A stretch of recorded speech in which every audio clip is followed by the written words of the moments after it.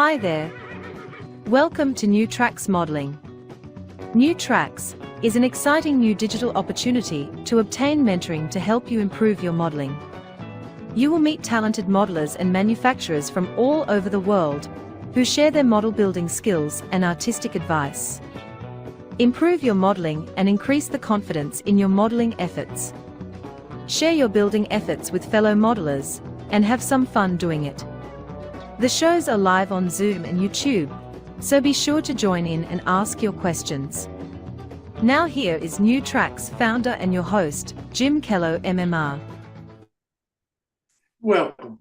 Thank you so much for joining us this evening. We really do appreciate it.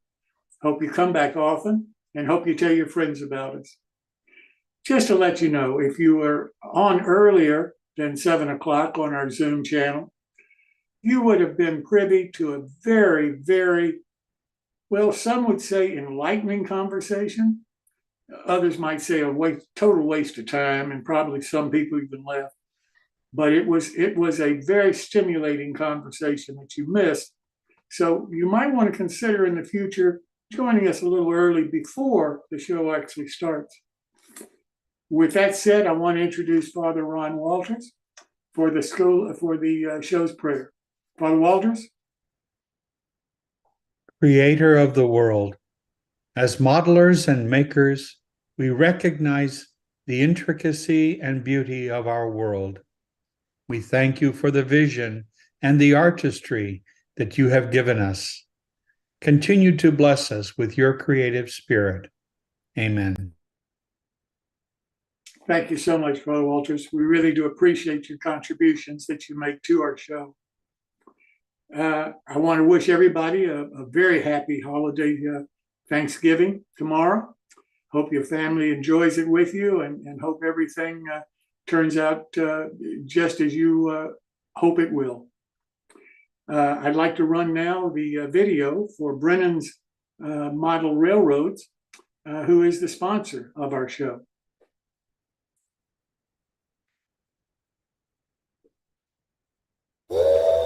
For over 25 years, Brennan's Model Railroading has been offering unique products for the O-scale market. Our flagship product, Brennan's Better Ballast, was an instant hit and continues to be the industry leader. Its prototypical size and natural color blend of real crushed granite make it the choice for discerning modelers. Since then, we've developed a complementary line of natural ground cover materials. Additionally, we offer craftsman kits that anyone can build with complete photographically illustrated instructions that assume you've never done this before. The Swanky Coffee Company is the latest and the fourth kit to be added to our ongoing and highly popular limited edition Ellison Tribute series. These kits take Ellison's scratch-built iconic structures to a new level with Dennis spin. The idea being that if Frank were alive today, this is how we would build these models using modern methods and materials. Use the QR code to visit our website.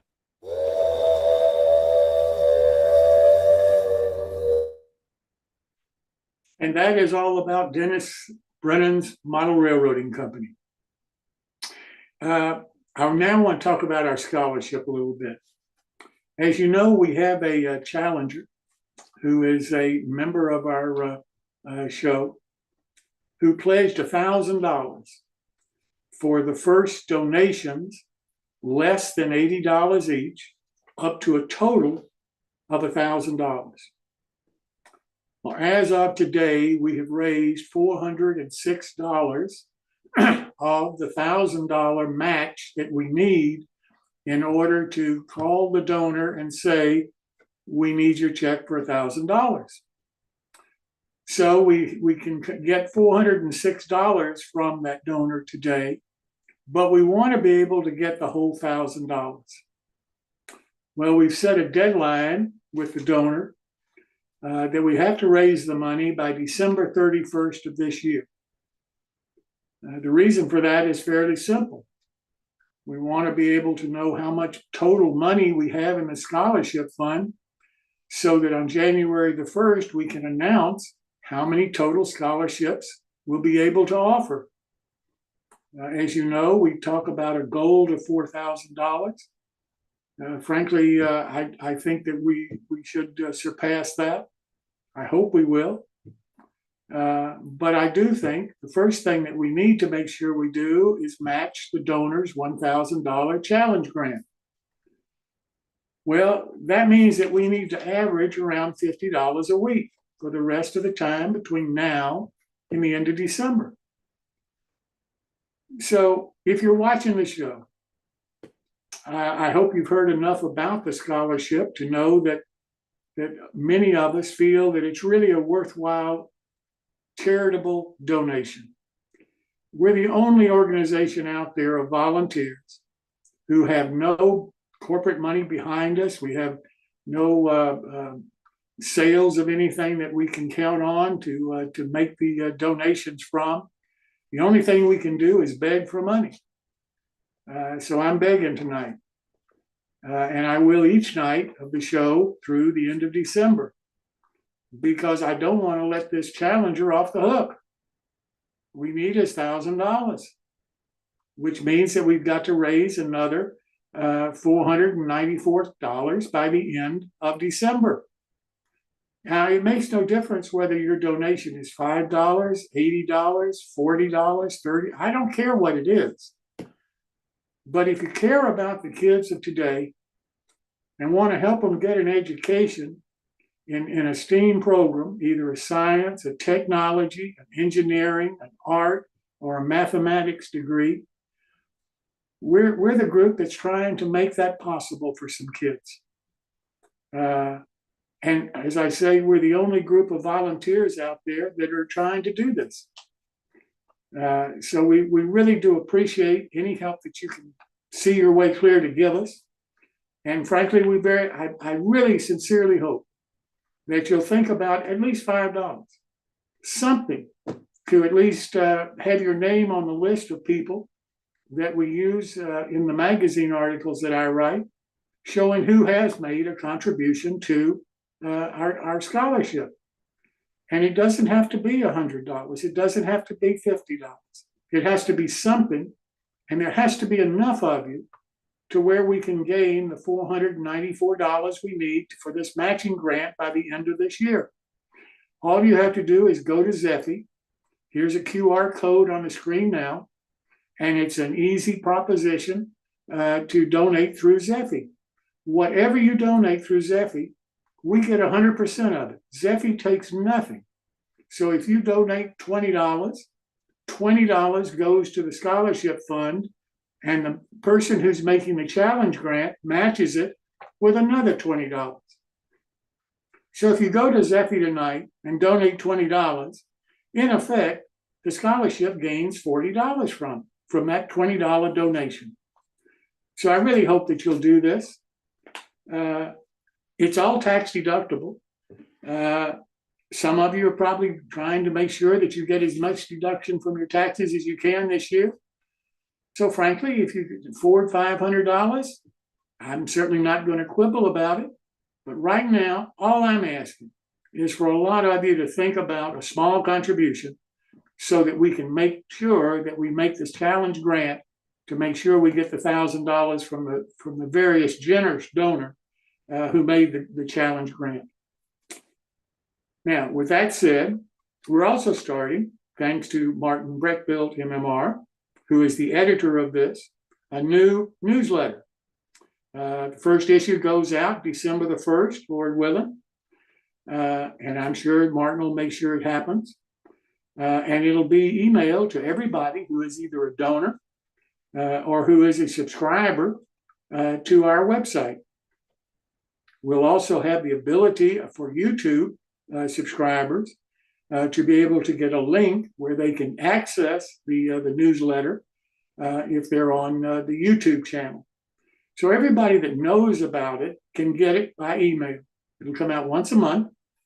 It's going to talk about things that you may not have heard other people talk about before. It's going to talk about the future of the shows.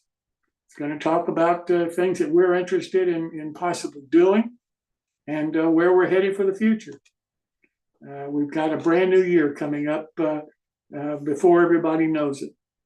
And I'm really looking forward to that because there's going to be a lot of changes, hopefully for the better for New Tracks. And with your help, I'm sure that we can bring them off. But if you'd like to get our newsletter, then you need to be a subscriber or a donor. Hope you're a donor first.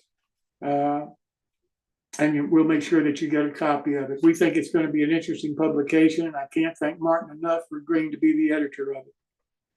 Of course, since his magazine, O Scale Trains, is not a monthly publication anymore, he didn't have anything more to do, so he had to do something. I think that's why he agreed to help us. The MyBuild, we have one tonight. The next one that we have is December the 20th, right before Christmas. The one after that is on the 17th of January. So December the 20th is the next one after tonight.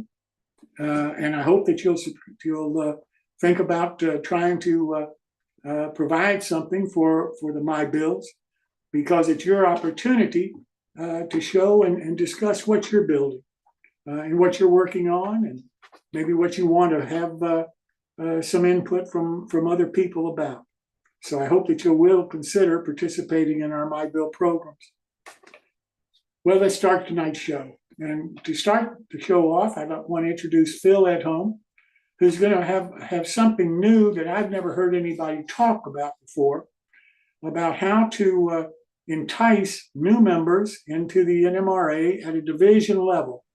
So Phil, welcome. Thanks, Jim.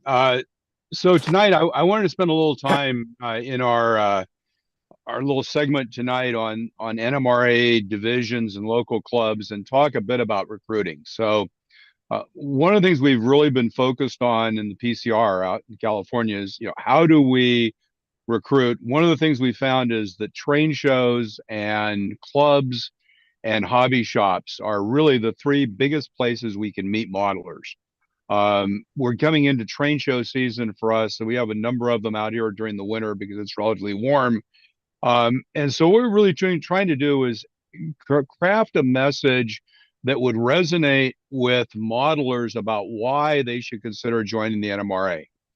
So I thought I'd do first, I wanted to show you, this is what we use as a banner, and we're doing this at our different shows. So we put this up. You can get this printed as a 3x6 foot banner for $70 at Office Depot. And so the idea is we put this up, we've got a pop-up, or we put it on the wall behind a table. And basically it's got two messages. One is we talk about the NMRA and joining the NMRA, and then we talk about the convention. And I find having both of those together works well, because when you talk about the NMRA, that lets you talk about the convention and go together. What's important on this, I wanted to, before I showed you this little video we put together, because I really think that's kind of a key to how we get this message across, is to look on the left here and see, get the most from model railroading. And really what we've said here is that there are four major values or benefits to being an NMRA member. The first is learning. As an NMRA member, you have an opportunity to learn things that you can't get any other way. At a local meet, you can get hands-on experience with doing so. You can get modelers to help you with things, consult with you. There's great ways to learn as a model railroader. Second is to be inspired. I mean, all of you who've been to either a convention or a local meet where you have open layouts, being able to go see layouts, meet modelers, talk to them, get ideas from them is great. The third is the friendships and fellowship that you develop and meeting other model railroaders through being part of a community. And finally, the saving money with the 10% or more from 50 vendors. So we start off by having these two messages at a convention. First, on the left, join the NMRA today. And on the right, we're doing a great convention. This could be wherever you are. What I'd like to do now is share the video we run. We have a video that's a convention video. I think I talked about our convention a while back. But what we've done is taken those messages and tried to put them in a video that makes it succinct and really carries why do you want to think about being a member of the NMRA. And so this is actually not specific to California, to Northern California. This is actually one that is that is generally, hang on, I got to get to the right place here, that is more of a general NMRA video. So I'm going to go ahead and play this, and then I'd like you guys to give me some feedback and kind of what you think of this as a way to talk about why membership makes sense. And I'll tell you a little bit about how we kind of sell that concept as well. So here's the video. Becoming an NMRA member is the best way to get the most out of model railroading. The NMRA and our local region and divisions welcome you to a great community of model railroaders. Being an NMRA member comes with great benefits that will dramatically enhance your model railroading experience and elevate your modeling results. A big part of model railroading is learning. Model railroaders are always learning new skills, refining their techniques, doing research, and more. Learning is always part of a model railroader's journey.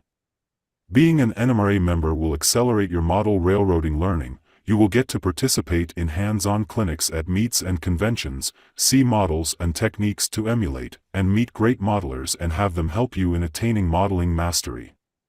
Visiting existing layouts and modelers will help you decide on your path in building your model railroad empire. The NMRA is home to amazing model railroaders that can inspire your modeling to new heights. With layout tours, model contests, displays, and more, you will get to see and be inspired for your own modeling. There is nothing like seeing a layout or model to help with your own modeling goals and plans. Modeling inspiration can come from a single scene or a beautiful room-sized layout. As an NMRA member, you will have great opportunities to meet other modelers. You can meet modelers with the same interests, both in modeling and prototypes. If you are building a layout, the NMRA is a great way to meet other modelers in your area to build a network to help get your layout built.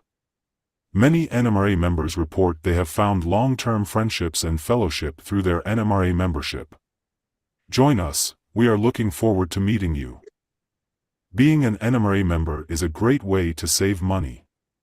The NMRA Partner Program has over 50 model railroad vendors, shops, and events giving members 10 to 25% discounts.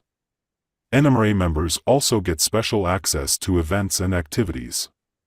And having access to the large body of local model railroad knowledge will help you avoid the expensive mistakes and the pitfalls of the hobby.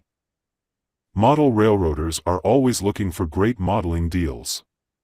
Joining the NMRA today is the best investment you can make in your model railroading future. Talk to us about special membership offers available.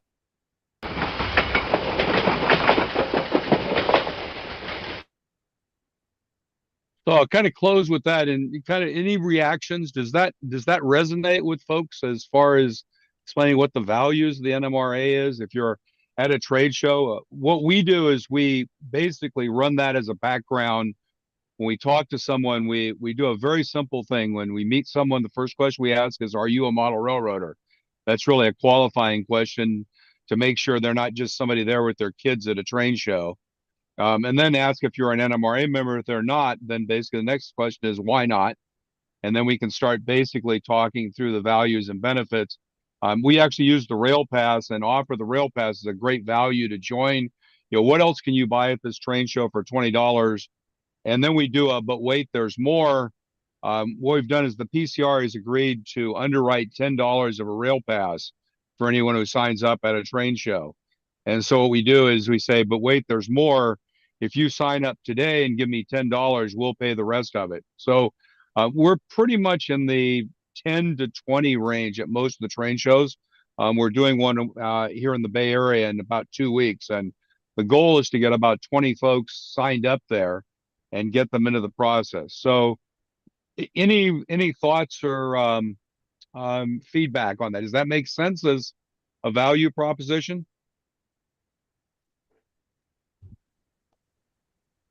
Yeah, Phil, one thing I suggest is when you get somebody signed up, the first thing you have to do is get him involved.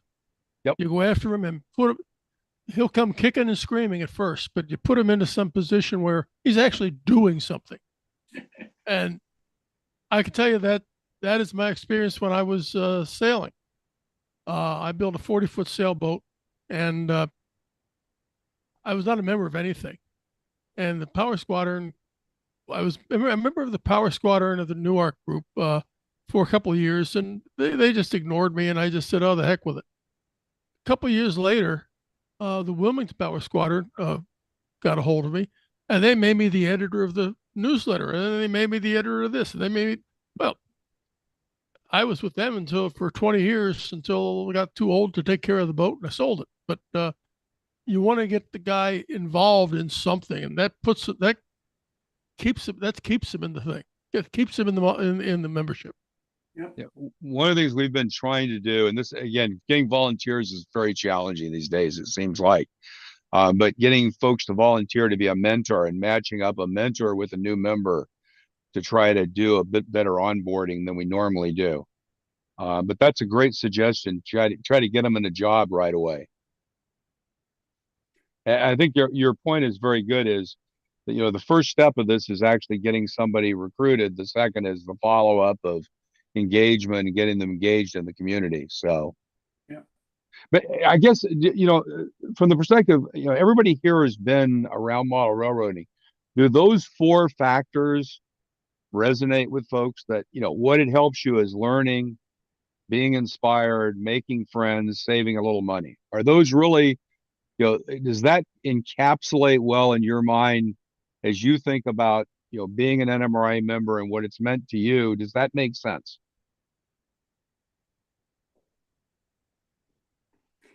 It does to me. I originally joined the NMRA because of the achievement program. That's the only reason. Back in those days, the camaraderie, if you want to call it that, was really at the division level, and I'm talking about back in the 80s, 70s. We really didn't pay any attention to the national conventions. We really didn't pay any attention to the standards, all of those kind of things. They didn't mean anything to us. What meant something to us was the learning capability of the NMRA. I think the achievement program is the greatest learning experience that anybody can have in any hobby in the world. But that said, in my opinion, that's why a lot of people join. The rest of it, I think people can take or not. The ability to save money from the partners, I think that's a wonderful idea.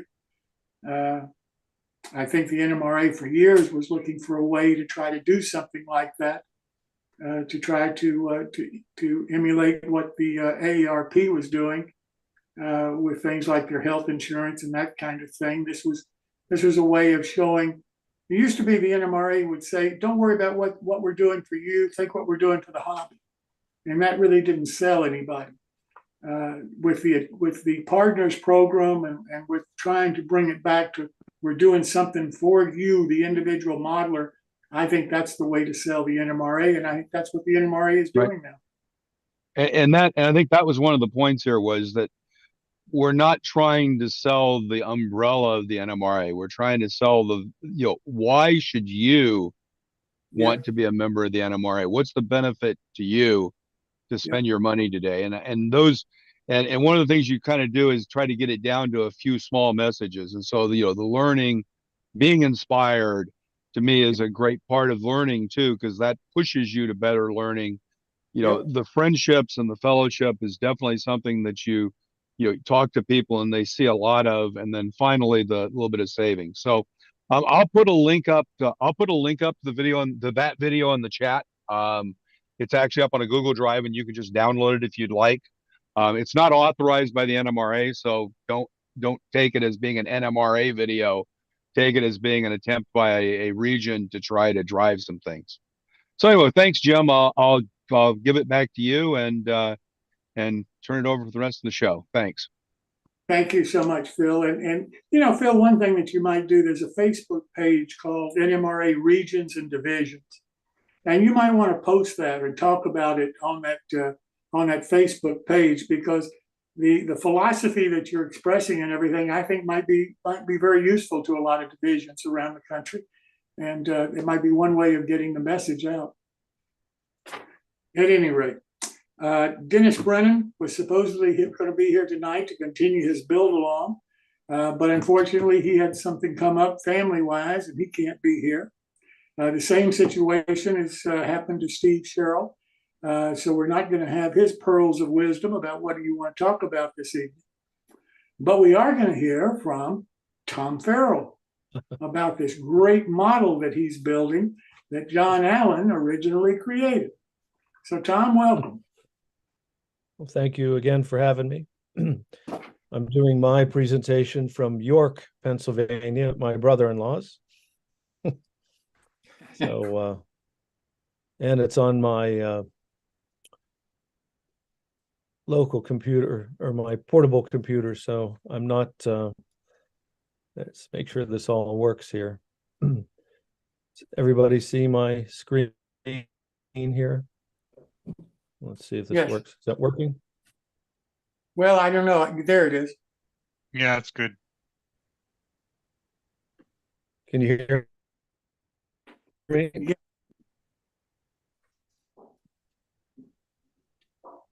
You're breaking up, I'm Tom. not getting you. I'm hold on a minute. Is it let's see here. I am sharing screen, it says. Let me try this again here. Can you hear me now? Yes. Yes, I can. I can see your. Can you hear me? Yes. Yeah, you're all good, I'm Tom. just You're hearing garble here. This is not good. You're fine, No, Tom. huh? Can you hear me? You're No? fine, Tom. Tom, Everything's working. Tom, this is Mike and Florida. I hear you fine.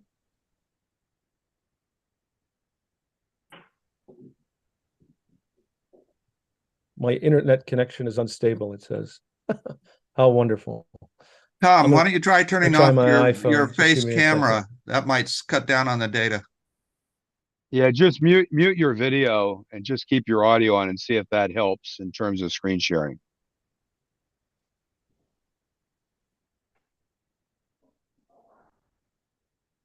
It's working good on YouTube. Can you hear me? No. Can you hear me? Yes. Yes. Go ahead and mute your video and then share. Say that again now. Why don't you turn your camera off? Turn your camera off and then try sharing and see if it'll do better when you don't have the video and the sharing. Okay. Stop video, you're saying, right? Oh no. Just click the mute camera. There we go. Now try sharing. That's clever. How's that? Can you hear me? It's coming. Yeah.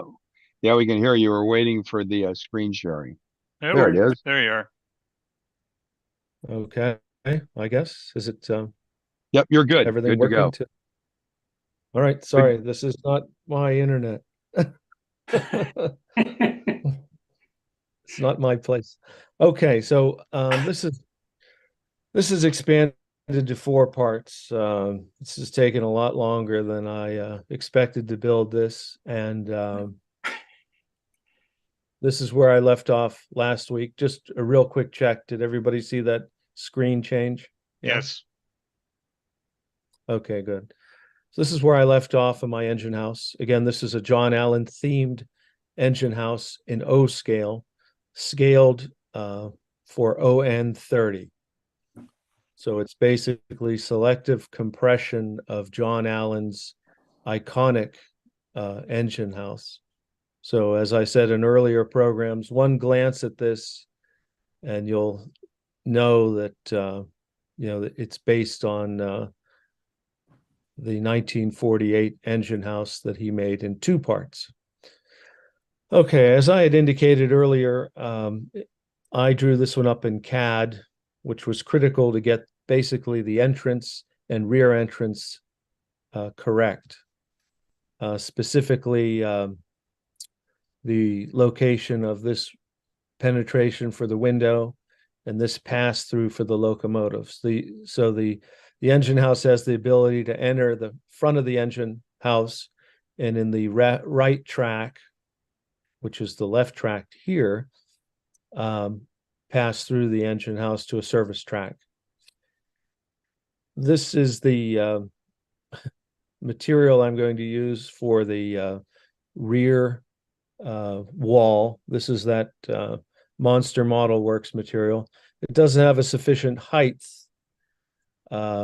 for me to cover the full height of my wall. So I had to basically cut 2 additional pieces and glue them together to come up with a blank of sufficient size to cut out for that rear wall. Now here's an interesting phenomenon. I reversed the drawing. I did in CAD, you can take a drawing and then flip it, because when I glue this, when I glue the template here on the right, on the back of the Monster Model Works that I've glued together here, if I use the original drawing, the penetration would be on the wrong side. So I had to reverse the drawing. I had to do a flip. I think you understand what I mean. And there it is. I glued with rubber cement, I glued the CAD drawing onto the back of the blank. And then when I reversed the blank, it's now on the correct size for the pass through. Now I glued this on here, and then these walls are in the way. I'll show you what I did there. I just cut them with a razor saw. So you can see this is the wall now glued onto the back. And this is the actual paper. I'm going to paint right over this, just like I did on the front here. And right here, there's a problem. I just got to cut that with a razor saw. And that's what I've done here with a razor saw, and simply carving out the bottom. I corrected I got a perfect fit for the penetration for the door, the man door, and then for the locomotive. So those are the 2 spots I cut with a razor saw. Now I took my original template that was glued to the Strathmore board, and for the roof trusses, I was done with this template because obviously I had already built the front of the engine house. So I didn't need this Strathmore CAD printout anymore. So I added this, I made a simple fixture that I could lay in my roof trusses. These are brutally sized because in an engine house, there'll be a beam that runs across the bottom of this. They'd put a hoist on there and lift pretty heavy stuff in an engine house. So these are pretty robust beams. And I had to make, I think, four of them. And to get them exactly the same size, I created that template. And yeah, so this is where the first one went. And what I did before I glued it in place is it sort of fits in a tray here that I made this box that these trusses fit in.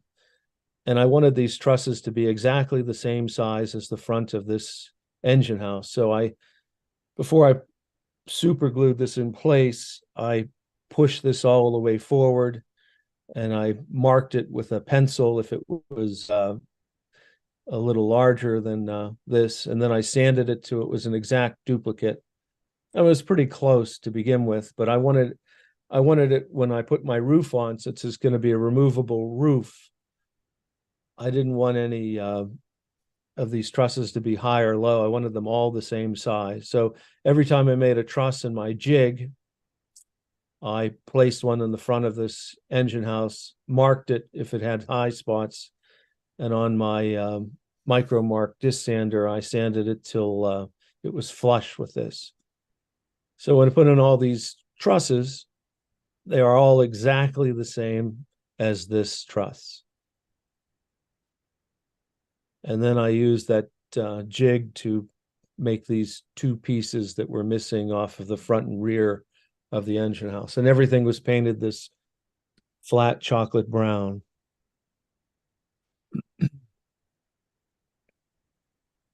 Just another view. There's still some touch up and sanding and work to be done inside, but it's coming along. This is the back side of the engine house. So there's another week's worth of work here for sure. Sorry. So there's looking inside. We're starting to get that, if you put a locomotive and workbenches and some lights in there, it'd start to look like it was a real engine house. Starting to get a pretty nice dynamic to it. Still in a few areas that need touched up and fixed, and I should put some green trim here, but there's little details. The devil's in the details with one of these. If Pat would notice, I went back and painted this white missing little private joke. But this is coming along, and I'm going to probably put more detail, more green on this back wall. But it's starting to become a pretty attractive build, at least to me, to my eyes. I think I like it. I'm going to put some kind of truss across the middle of this and some hoists and things in there.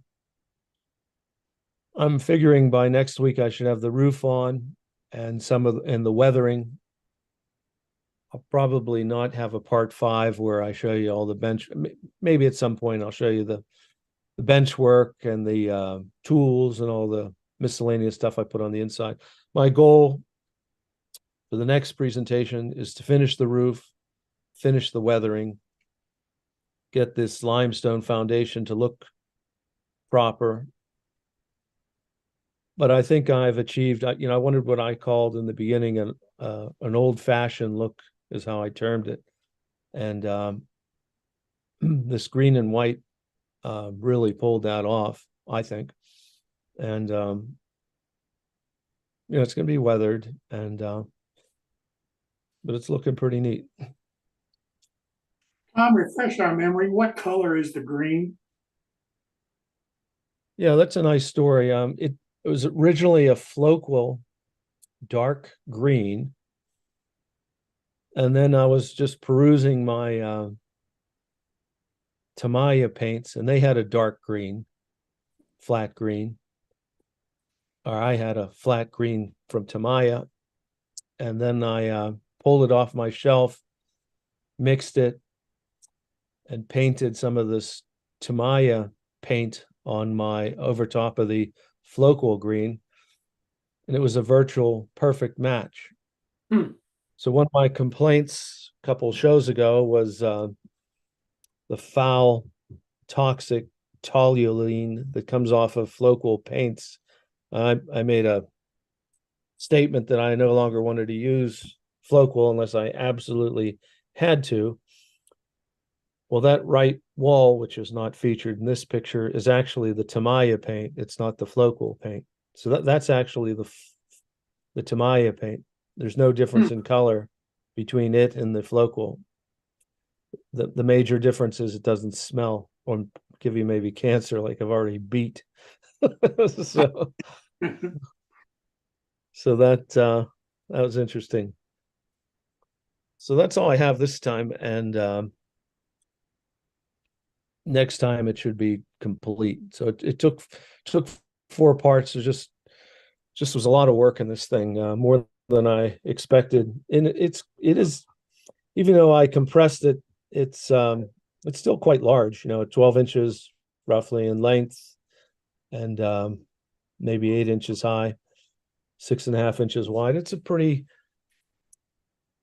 for ON 30, even though we're O scale, a lot of our structures, like our locomotives, are typically smaller. It's just the way we do things, I guess. But it's probably, I checked, it's probably this second largest or third largest building on my layout, or will be. So it's pretty big for its size, for what it is. Tom, you're a fantastic modeler. Thank and you. you know how long it's taken you to build this model. How long do you think it took John Allen to build the original? What John Allen did, where you really have to give a nod to, some might say, the original master model builder, he probably took, there's no what he did was absolutely remarkable because he didn't use Tichy windows. He didn't use CAD. He didn't use pre-cut laser monster model work, siding and roofing material and flooring material. He did everything. He did I always refer to myself as a scratch builder. I might be considered a designer and assembler. He's a true scratch builder. I mean, I've did board by board construction, but what he did, and I keep comparing mine to his, he wins the prize. He just did a beautiful job. And he just used cardboard and acetate and just basic materials and turned out a model that would compete at a show with anybody. I think people underestimate his or may not be aware of his skills, but he was over the top.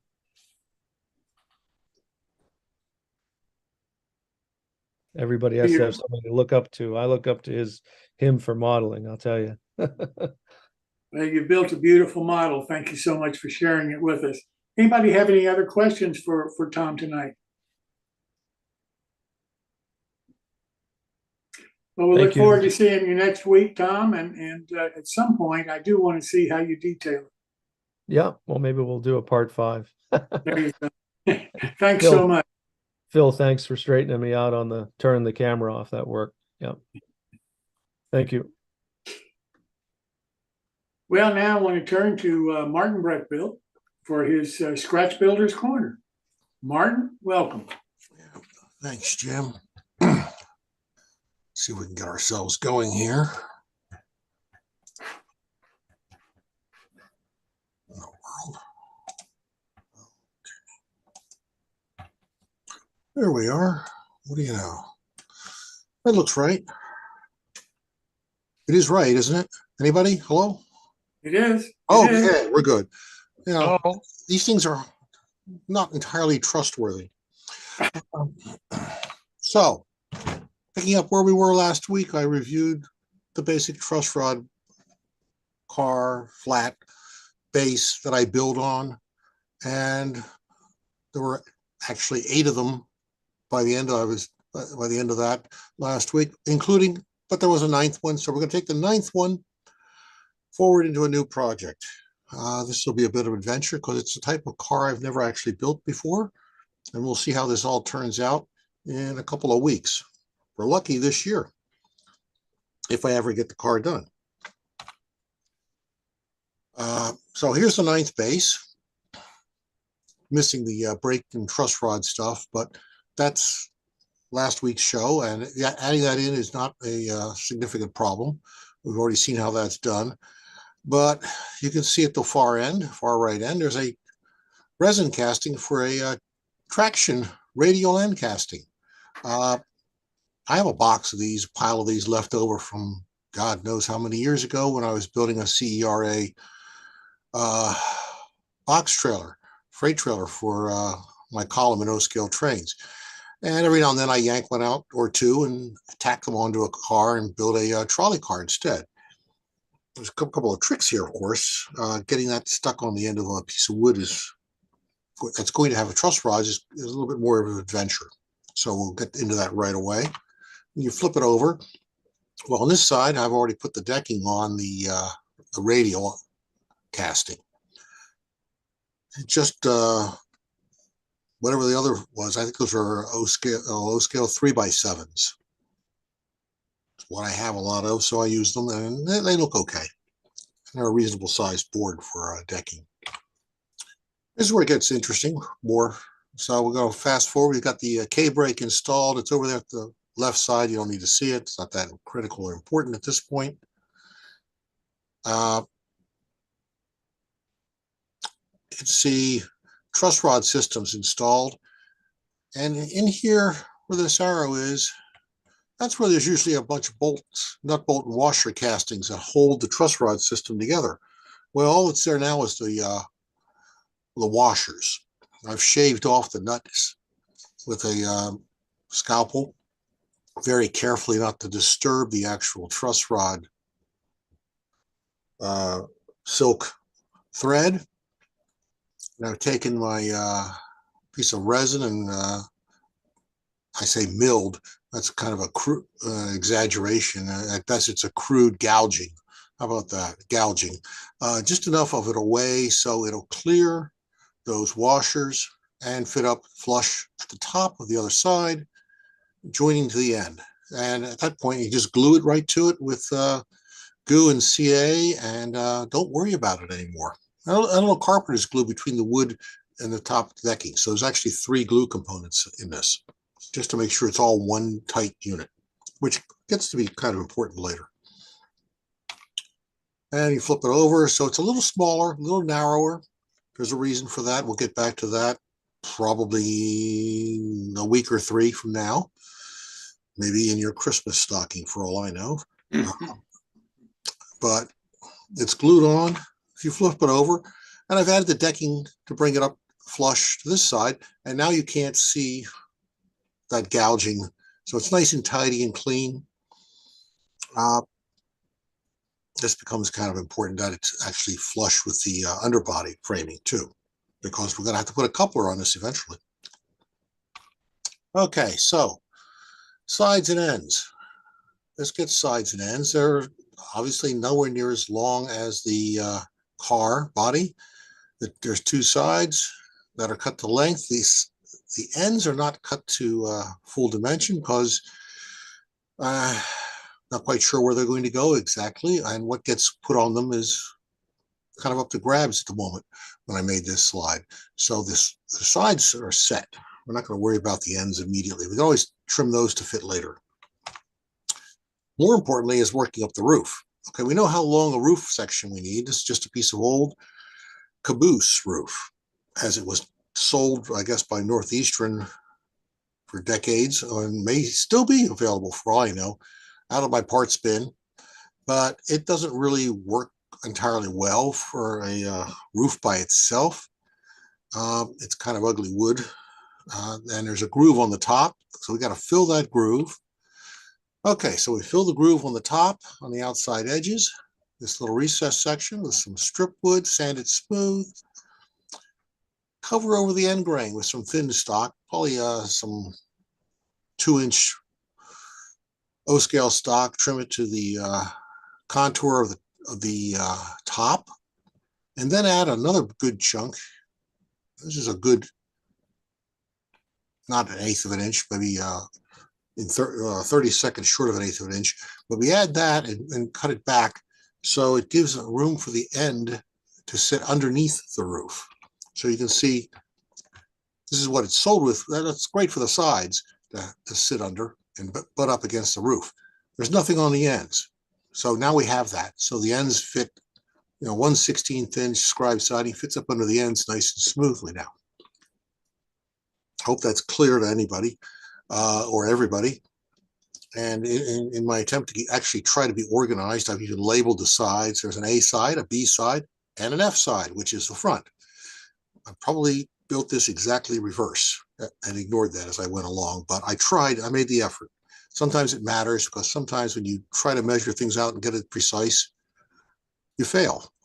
And it's nice to have things match up. Okay, so we're going to build up the sides. This is just a piece of Z wood. I think that's still available. If not, you can make your own, or you can make it, get a piece of evergreen styrene or even brass if you're really adventurous. That's just glued on with carpenter's glue, and then we build up some wood ladders. I happen to like these wood ladders. These are really nice. They look good. They're laser cut. They come from Bana, I believe, and the only issue is that the slot for the rungs is a little snug. So you actually have to go in here and trim every single rung just a little bit off before you try to force it into the hole on the ladder. It's a good exercise in patience. Okay, so we've got the Z shape in. I've got some vents up on the high end, up a corner on the one end. Those are from Scale City Designs. I have no idea if they're still available or not. I'm hearing and reading some troubling news about Scale City Designs. They may or may not still be in business. I hope they are, desperately hope they are, because I love getting their parts. But you can see got 2 ladders assembled, glued in place. One side, the other side. One's A, one's B. I don't remember which. We'll call this one A just for fun. We make a door. It's just 1/32 scribe siding, some HO 1x stock to frame it out around the perimeter across the frame. That thickness fits exactly up underneath the Z. So it slides right up in there neatly. I'm not going to cut a hole and have a sliding door. Done it. But if you do that and you make the door open and close, then you have to put something on the inside of the car. And I have no idea what actually goes on the inside of this car. I can make a lot of guesses, but where I would get those parts, I have no idea. Okay, so the door is mounted, drop a glue, bang, it's on, slide it up under the Z, it's in place. So I'll tell you now, I'll put the ladder on first. Well, I'll put the Z on first, put the ladder on. How big is the door? The door is half the size of this distance. I don't know, I didn't measure it. I don't know what that is exactly. I just cut the scribe siding to be half the size. So there's room for it to slide over if it were to slide over. The proportions are determined by the parts. Add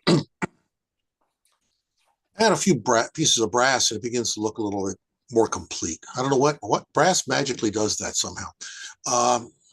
Some door supports from Precision Scale and this funky grab iron. Actually, it's a grab iron. After it gets bent around a little bit, it makes a good door handle. You just glue that on there, actually drill it out and put the sprue in the hole, drop a glue, insert brass in the hole, come back a little bit later and keep moving. And that takes care of this side. And that's where we're stopping this time. We'll be back next week with wherever it's going next. So if you got any questions, now's the time to scream. Martin, I noticed that the scribe siding for the side of the car was different than the scribe siding you used for the door. Were they both O scale or did you use HO siding for the door? No, they're 2 different widths. One is much finer than the other. And also, you can get scribe siding in a host of widths. It's down to, I don't know, I think the siding, well, I don't know what size it is off the top of my head. I got that from Mount Albert, but the finer scribing, I mean, I get much finer scribing for doing interior wainscoting and stuff, but it comes, I have 5 or 6 different widths for various applications, but doors I usually use a little finer than the siding, and it's also half the thickness. So that's what the 1/32 thick siding, scribe siding is fun to work with. It's very, well, not very, it's moderately very fragile. I mean, it's a little flimsy, but it's really, when you want something thin to work with, as opposed to the clunky 1/16 of an inch stuff, well, the 32nd stuff is really fun to have. I've ordered, I think I have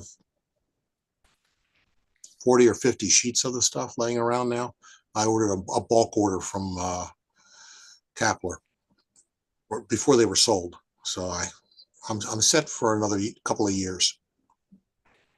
Thank you.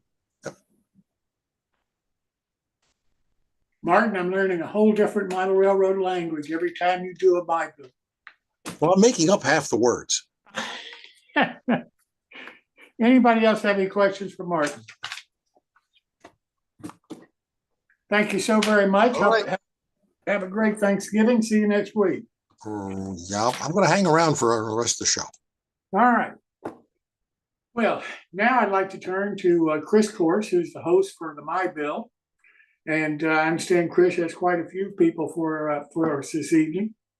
And before we turn to Chris, I'd like to run the sponsor video for this segment of our show. Dan Darty's company, Model Resource, LLC.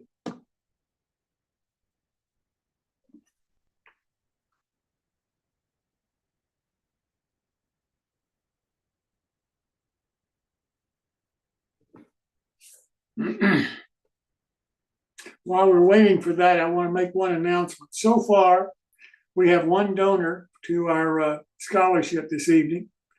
And that person is John Stockton. John, thank you so very much for your generous contribution. We really do appreciate it. And I hope that the rest of you will give some serious thought about making a contribution tonight, because we do need to average $50 a night for the rest of this year in order to get the match. So anything that you can do to help us will be appreciated. Phil, anytime you're ready with the video.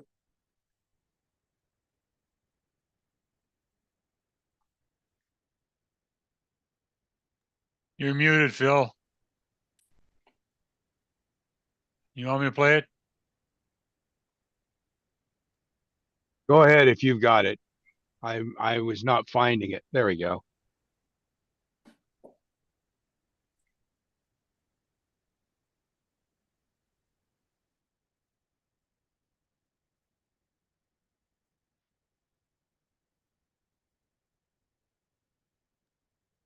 I don't think anything's playing. Pat's system froze up. Hang on.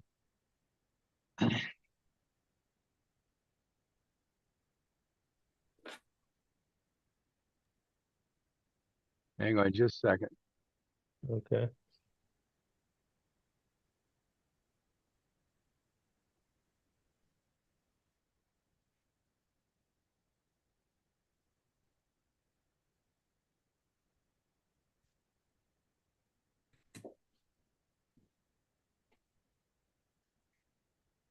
Well, let me do this while we're trying to find that. Well, here it is.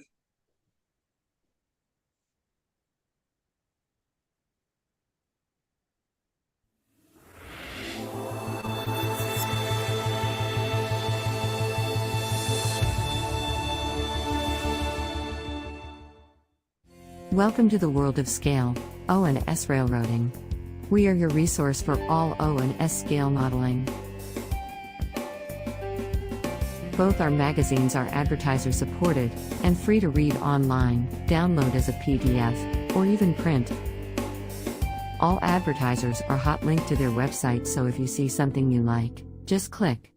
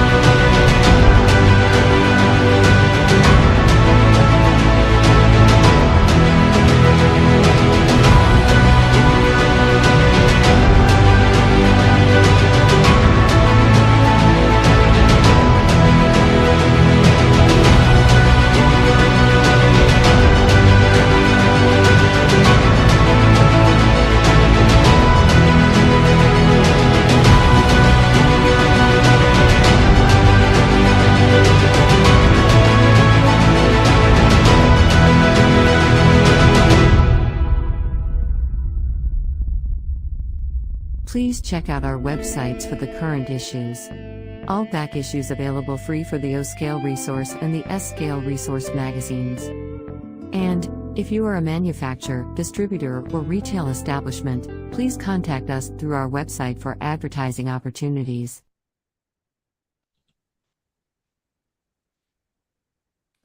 Thank you so much, Pat, Phil. Now I want to turn to Chris Course, who is the host for the MyBuild, to see what he has for us this evening. Chris, welcome. Thanks, Jim. We're trying something a little different here tonight. I've got my second, I got a new laptop about a month ago, and I'm trying to transition from one to the other. So I've got both going. We'll see how it works. All right. Come on. All right. Everybody see that? Yes. Yep, looks like we do. Okay. All right. Welcome to this month's edition of MyBuild. It is November 22nd, and of course, it is featuring you. This month, it's a free-for-all, and next month is a holiday theme, but we'll get to that at the end. And I'm your host, Chris Course. First up, we've got Martin. Martin, you're back. That's why I didn't leave. I know. All right, looks like we've got a bunch of slides from you. Well, okay, so it's that set of slides. Yep. Yeah, the one you sent me. Well, you asked. Yeah, you asked for more trouble, so I gave it to you. Okay. So yeah, there's those. So there's one of those. Gosh, there's one of those K-brake truss rod underbodies. Fancy that! How shocking. But it's also got some other stuff on the sides, stake pockets. There are some sides. Whoop, go ahead, keep going. Okay, I thought you said next. Yeah, go ahead. There's a couple of sides. They're board by board sides and windows that were board by board sticks. Just build them up flat. There's the end. Same story. Yeah, you'll see that the framing for those are on the inside. Go on to the next one. And putting those sides and ends, on one end, two sides, that body together, and some heavy-duty rafter trusses to hold it all together. And they literally do hold it all together. There's not much else holding this thing together. A little glue at the bottom and the rafters are what hold it all together. Okay, and you can see there's all the 2x4s or 3x4s, or I'm not sure which I used, on the inside for the framing around the windows and all up and down the sides. I didn't bother to put the truss rods into the walls. It's more trouble than I wanted to get into on this car, at least. Okay, let's go to the next slide. And the roof is on. It's board by board, sticks and sticks and more sticks and more sticks. I have too many sticks in my shop. It's the only way I know how to get rid of them is to use them up. And the next slide. Well, and we put some scribe siding on top of the sticks. So that was the inner roof. This is the outer roof that gets exposed to the weather. And you can see there's sides over on the other, in those stake pockets now. And some more details are added on. There's some stirrup steps at the one end there and some other odds and ends. And we just go on to the next slide. Yeah, so there's, you see these three sections of the going into the stake pockets, the sides. These are all individual boards. Lots and lots and lots of little holes and lots of nut bolt and washer castings inside and outside. So this is what you do when you're really obsessive compulsive and have too much time in your hands and you forget it's 3 o'clock in the morning and you still have tweezers in your hands, putting in nut bolt and washer castings. It helps to have a little drill press for doing that.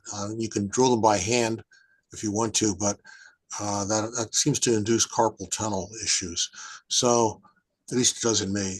And so I use my variable speed miniature drill press and just slide the whole section underneath of it and just bang out all the holes and grind it all into shape so I can just stick the little castings in place, inserting them all dip them in a little bit of CA into the hole from both sides. Okay, and there's what you end up after you put a bunch of details on it.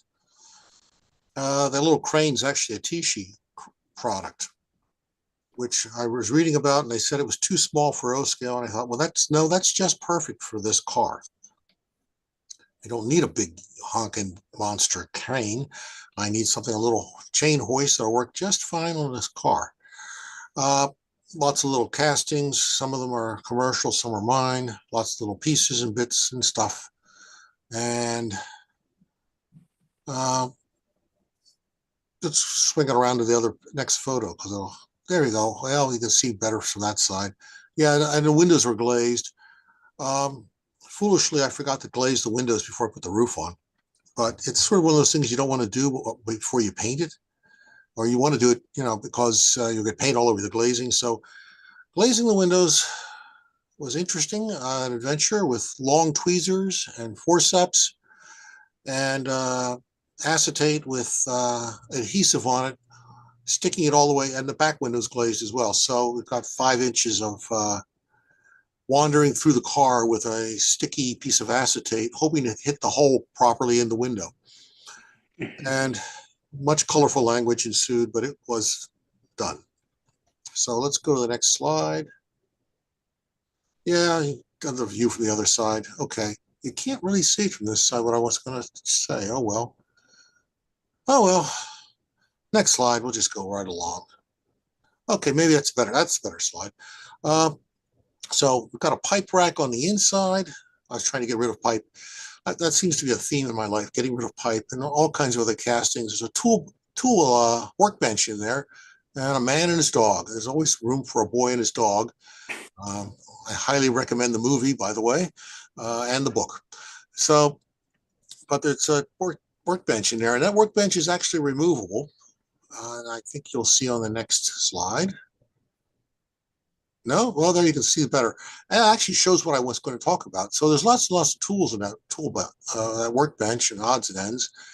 You can see actually hanging over there by the pipe rack. It must have been rain in the forecast, because there's also an umbrella on a hook. Prepare for everything. Bring your umbrella to work. But you can see in the window the silhouette of a lantern from the inside. When I was building this, someone was saying, you can't put that there, it'll fall off. And I said, well, I want it to be there because you'll see it through the window. And if you go to the next slide, There it is. there's the tool bench, and there's the lantern. So that little cutaway holds the lantern right in front of the window, so it can be seen from the inside and out. And we have saws, hammers, there's a whole array of wrenches and screwdrivers and all kinds of stuff hanging back there. If I had, maybe the next one picture has a better light. Oh, there you go. So we got wrenches and clamps and adjustable wrenches and hammers and all kinds of fun tools, just what everybody needs. And there you go. Some code 125 rail underneath it just for ballast. That's a whole model all in itself. That was fun to build. And it's removable still. So, I have to be careful when I take this model, move this model around. Things, this can get dislodged a little bit. So I have to look through the window, make sure the lantern's in the right location. Make sure the tools don't fall off. Yep. Okay. Well, I believe that's the last. There we go. Oh, There's there it is. There you go. There's your shot. Probably. That's what I was looking for. Yeah, and I broke that, and I left it broken. The little window shade. I thought, things get broken, and they just kind of hang around, and I think that just adds a little more character, and it also keeps the rain falling off to the other side.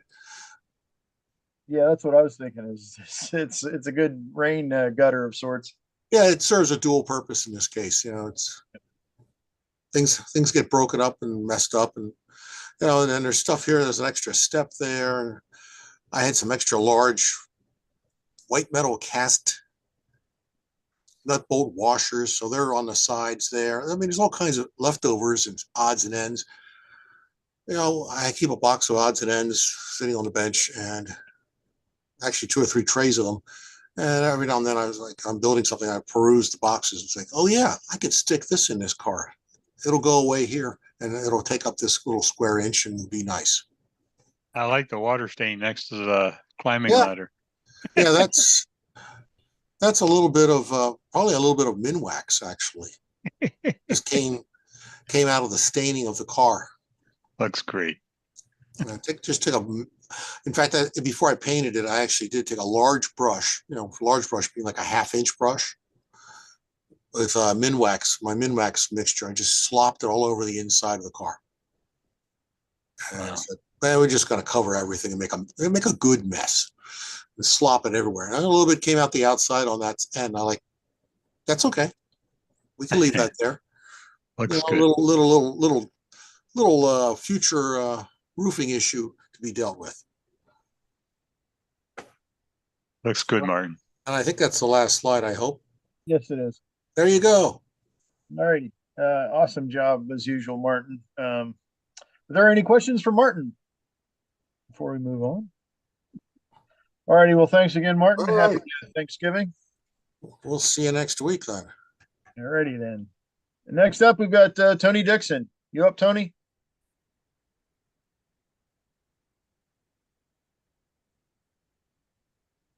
Tony, are you up? All right. I don't think he's here. Okay. Yeah, he sent a bunch of slides. He was redoing I'm not good on diesel locomotives, but he was repainting this one. This is that a SD44? Is that what that is? I don't know. But and also he was building the car that goes behind it. So that's what he started out with some modifications to it. And you can see, I believe this is S scale. Yes, it is. And as you can see, he added tons of details to it. Even more. And that's what he painted it with for factory colors. And then came the Weatherman, as you can see. And then now here we have the car that went behind it. Does anybody know what type of car this is? I thought I didn't put it in my notes. His Tony's usually up. But it looks like it's a Chris, it could be one of those training cars with all the different hatches they use for training. Oh, okay. As you can see, he built it from scratch. He did a fantastic job with it. I mean, I would have no idea that was not a kit or something that rolled out of a factory. I mean, that is just a fantastic job on that car. And it looks like we're getting towards the end here. There's some finished photos. Is that a fire car, maybe? Yeah, it's a training session. Oh, okay. All righty. Well, Tony, you did a fantastic job. Thanks for sending the slides in. And I'm sorry I didn't copy the information down like I should have. But all right, next up we have Burned Fang Hannel. Yeah, very good. All right. Get an A for effort. I know. I was trying to. I when you sent me how to pronounce it, I practiced it a couple of times, and it was like, man, I hope I remember that. Then I'm like, All right. Okay, so it looks like you've got 4 slides. I think I combined some stuff on yours. 5. Okay. Okay, there's a Sodom kit that I added some extra interior stuff and the windows. I didn't like the windows because they're acetate and they got these lines on them, and I don't know, it just didn't appeal to me, so it wasn't going to work. So on to the next one. Okay, I built one to see if I could do this or not, and the window's made from 20 pieces of phosphor bronze, 32 thousandths diameter. There's 32 solder joints together that I did in a jig that I made for it. It took 28 seconds to solder the 38 joints with a propane torch. There's a technique to this that is pretty interesting. So okay, on to the next one. I cut these out. I cut the window frames out from on my CNC tabletop router engraver, and the brass is 10 thousandths thick, which simulates a 1-inch thick frame, and it's 32 thousandths wide, which simulates close to a 3-inch wide frame. So okay, on to the next one. Oops, one back. Oh, okay, you got two of them together there. There are 12 windows in this kit, and there's 20 pieces per window, 12 windows, so there's 240 pieces on the six, and there's 16 panes per window with 192 panes. 32 solder joints for each window, so that's 456 solder joints on those windows. It was all done in a jig, and it didn't take very long to do in a jig when you can get everything together like that. So, and the end result will be the last picture. Okay, pop over the last one. Yep, there we go. No, and that's the finished that's the finished windows, and they're installed. Each window pane has its own individual piece of clear styrene glued into with canopy glue. So I would have more, but I didn't know how many you wanted. You said you wanted about 5. The whole interior, what I did is I framed it in wood to make it look like there's purlins and everything inside. It's not a full interior.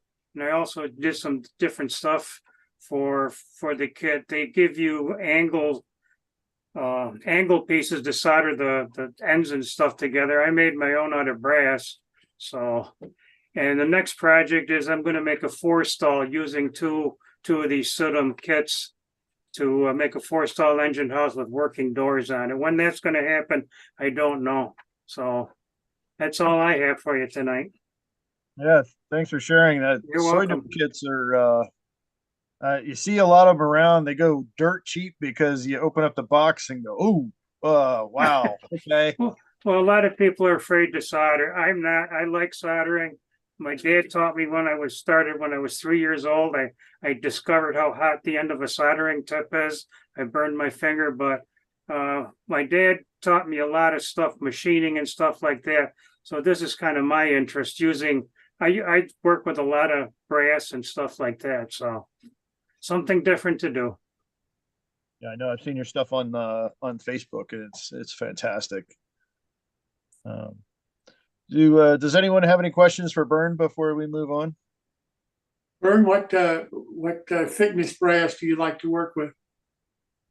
Well, it depends on what I do. Like, for example, the windows are only 10 thousandths thick. I didn't want it to make them real thick. Anywhere from the shim stock, which is 1 to 5 thousandths thick, to all the way up to 1/4 inch and stuff like that. I've scratch built some little critters that probably would be of interest to the group sometime if I put something together for that. So you could see the different stuff that I do. The little rail truck down there is an HO130. I've got a trailer behind it. I'm going to be doing an article for another newspaper on that. This is going to be battery powered and radio controlled. So that's another one of my interests, is battery power and using radio control instead of DCC. Or what kind of soldering iron do you use? I built my own resistance soldering rig using a microwave transformer out of a microwave that died. It's real easy to do when you understand a little bit about the electrics of it. Yeah. Beautiful modeling, it really is. Thank you. Fantastic. Any questions for Bern before we move on? Bern, I hope that you will send me an email if you get a chance to Jim Kello at newtracksmodeling.com, because I'd love to set up some time for you to come on the show and show us some of your modeling and soldering techniques. Sure, no problem. Thank you. You're welcome. Thanks for sharing, and happy Thanksgiving. Same to everybody else. Thank you. All righty. All right, Jeff Jordan. Yeah, I'm here.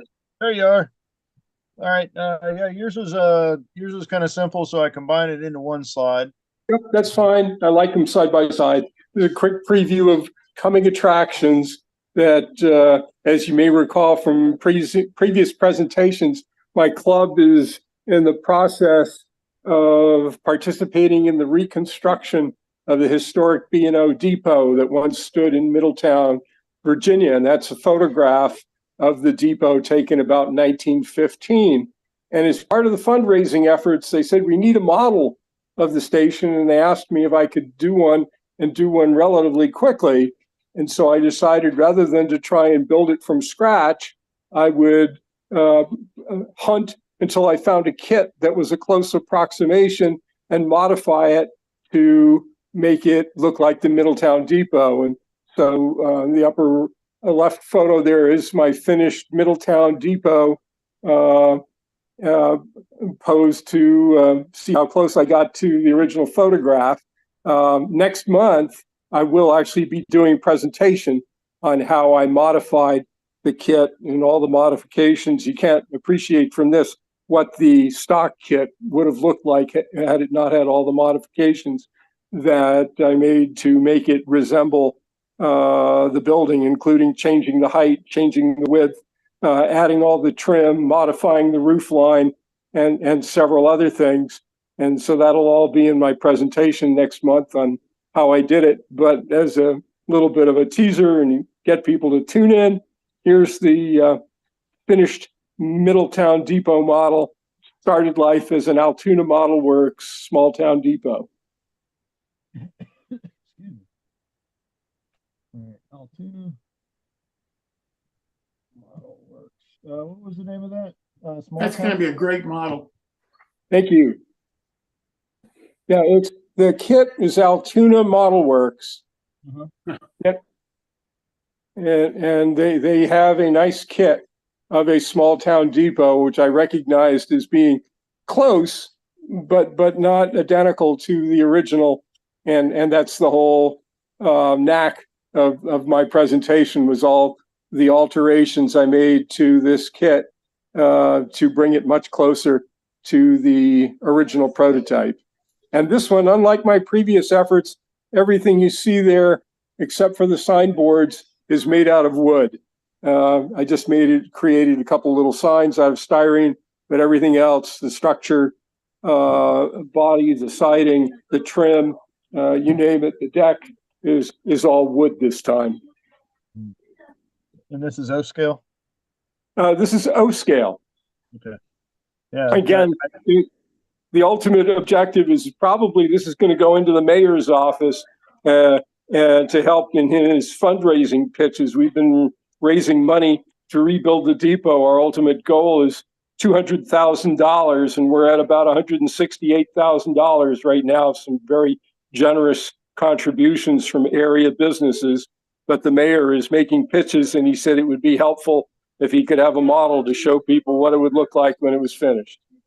And so O scale was a natural because there was a kit available, and it obviously shows it's bigger when you're trying to show it to people.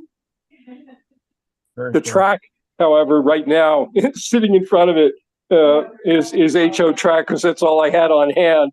It should be O scale track, and I recently acquired a length of O scale track, and so it was a standard gauge depot, not a narrow gauge depot. So it'll have some standard gauge track in front of it when it's done. Alrighty.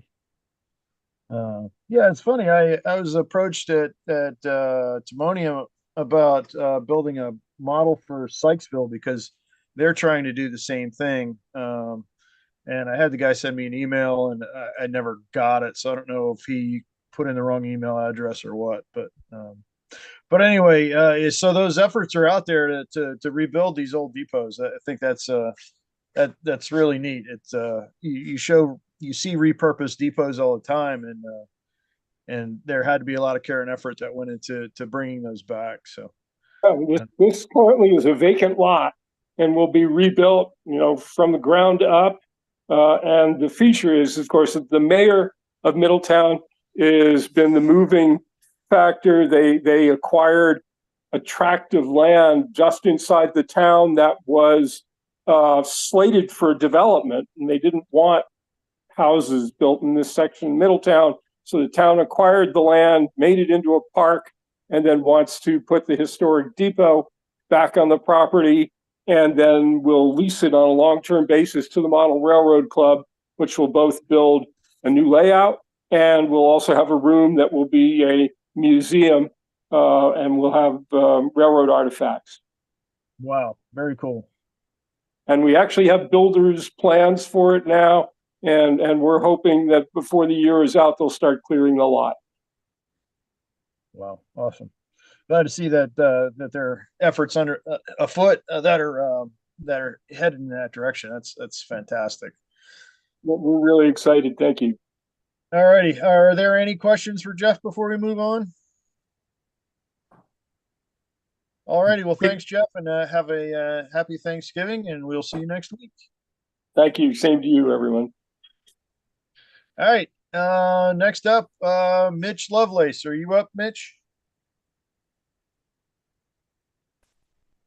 Okay.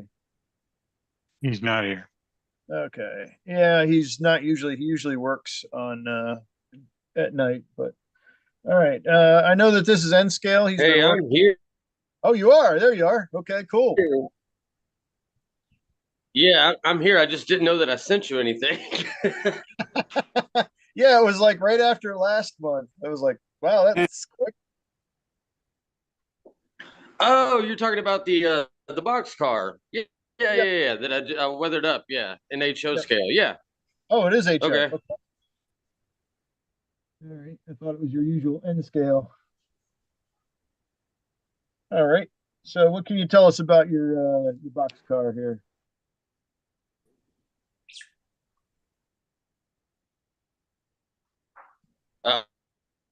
Basically, I just bought it used in a giant lot of HO scale boxcars for the purpose of just getting good at or practicing weathering. Just because I'm so new to the hobby, I know next to nothing about it other than YouTube college and watching all the videos from you guys. So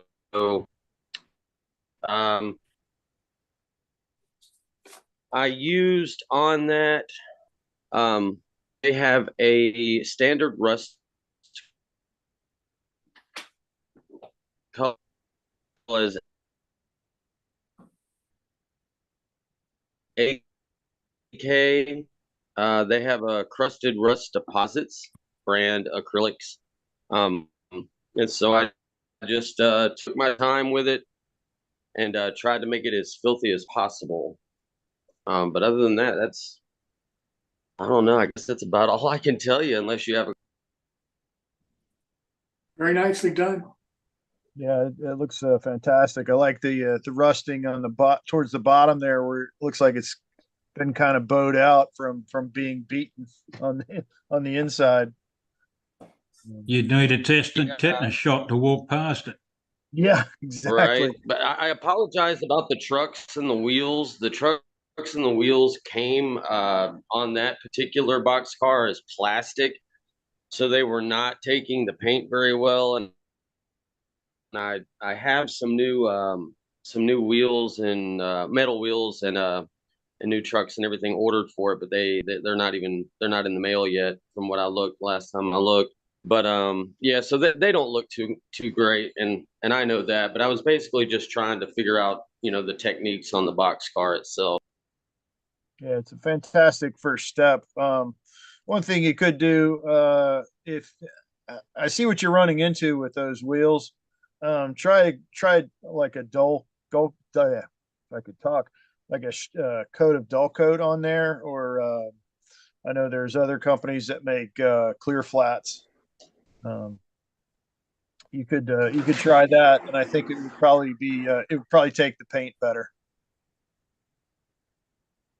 I do have, I think, one more photo for you. Actually, you've got, wait a minute, 3 photos total. So here's the second photo. I've got that all over the entire model. Really? Okay. And it's still not doing what you want? I think it looks great. I do Yeah. too. I do too. Yep. Mitch, you still with us? I think we lost. Yeah, I'm here. Okay. All right. So you got this photo, and then there's one more. All right. Looks like there's Mitch, I congratulate you on being willing to try to learn the techniques on the box. Okay. A lot of people wouldn't even try to do that. So congratulations. Trying is half the battle. Yep. Yeah, and you're not afraid to put your stuff out there and say, "Hey, what do you guys think?" So that's I'll applaud you on that a lot. That's exactly what we're looking for. That's what this is all about, Mitch. And I just hope more people will do that. Thank you. I appreciate that. We're going to take this to N scale, though.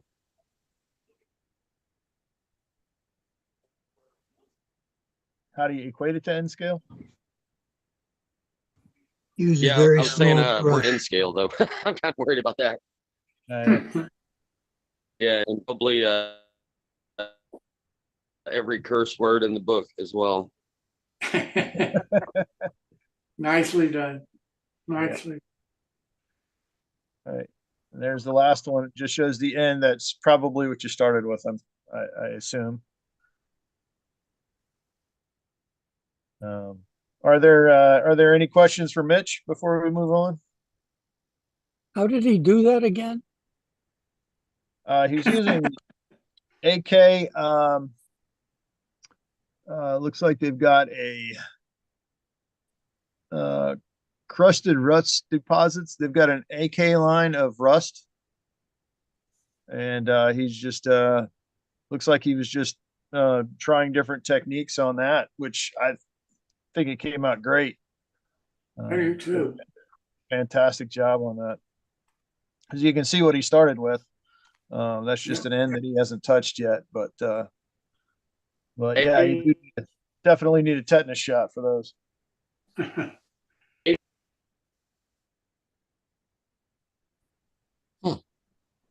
You still with us, Mitch? Still breaking up. Alrighty. Are there any questions for Mitch before we move on? Great job. Yeah, great job, Mitch. Thanks for sharing. And happy Thanksgiving, and we'll see you next week. Happy Thanksgiving to you guys. Alrighty. Next up, Alan Rogers. Yep, Alan. Good evening, everybody. All right, looks like you've got 4 slides. I think I combined a few of them. Okay. Oh, good. Okay. This is a little bit of family history. This is my great-grandmother on my mother's side. She was born in 1880, and she died in 1960. So she actually died when I was about 9.5 months old. So she got to hold me a time or two before she died. The left-hand picture is her picture is in the upper right-hand corner of that left-hand picture. And you can see it's quite a large family. And if you want to go to the next slide, Chris, this is her parental home. And the upper left-hand picture, it's probably about the 1920s from the looks of the uniforms there, clothing, if you will. Would somebody mute Doc, please? We're there we go. Thank you. Anyway, that was located in Elvira in Johnson County in Southern Illinois. And I have some relatives in Kansas that went through there recently. And they say that it's a vacant lot now, or there's a store there. So that house is long gone. But the lower right-hand corner is my rendition of it. So I believe originally the house was just the left-hand part with the windows facing us. And as the children came along, I believe they added that dormitory on the right-hand side. It looks like there was a room for the girls and a room for the boys. So that's my great-grandmother's childhood home. So we can go to the next slide if you want, Chris. All right. And was that a scratch build, or is that one of your kids? I scratch built all of that. Okay. I think it's an O scale. Are you going to offer that as a kit, Alan? No, I don't think so. I mean, if people ask for it, I will, but it's really not that a spectacular a house. It was just an old farmhouse. And I mean, if people want it, of course, but I haven't been asked to. So now I wanted to talk about Campbell scale models, which started in the early 60s, and it just closed last year after being sold a time or two. And basically, when you built one of their HO scale kits, you got a box with a bunch of bags full of little pieces of wood in it. And I believe that required quite a lot of scratch building skills. So I bought this kit off of eBay because my dad bought me one of these kits back in the 60s when I was a kid, and the kit was lost. So this kit replaces the one he bought me. I turned around and rendered it in O scale on the right-hand side. So I scratch built the O scale model that you're looking at, and ran out in the country a couple of weeks ago and photographed it out there at my favorite photography place for my models. So tell you though, it's not a very pretty model. I can tell you that it's accurate, but it reminds me of this comedian back in the 80s that used to talk about something being ugly, and she would say, "It was ugly, honey, ugly." And that's the way this kid is. So actually, it's not a kid, it's my model. But Campbell scale models, I hated to see them go out of business. But, you know, in retrospect, the way we try to design kits today for people, I don't think most of the people that buy our kits would want to even try something like this when you're looking at. So to be real honest with you, I'm a little bit surprised they were in business as long as they were, because they didn't really move forward with easier to build kits later. But that's about it. Thank you very much, and happy Thanksgiving to everybody. I think there's more. Yep, there we go. More photos of your build there. Gotcha. Yeah, that came out fantastic. I would not have thought that was a scratch build. It did a great job with it. Thank you. Are there any questions from Alan before we move on? Did you use the blueprints from the Campbell kit to do that, Al? I sure did. They were actually very helpful. I didn't have to really measure very many of the HO scale components and size them up to O scale. They did write really good instructions. Great job. Thank you. I don't think it's ugly at all. Yeah, it's very well done. Yeah, I do too. By the way, the prototype is at our Kern County Museum over here, about 5 miles from my house. So I didn't even go out there to see the real thing. I just used the drawings from Campbell to render it. Nice. Alan, did you eventually build the HO kit from Campbell, or do you still have it in the box? I've still got it in the box. I'm preserving it with my other kit collections.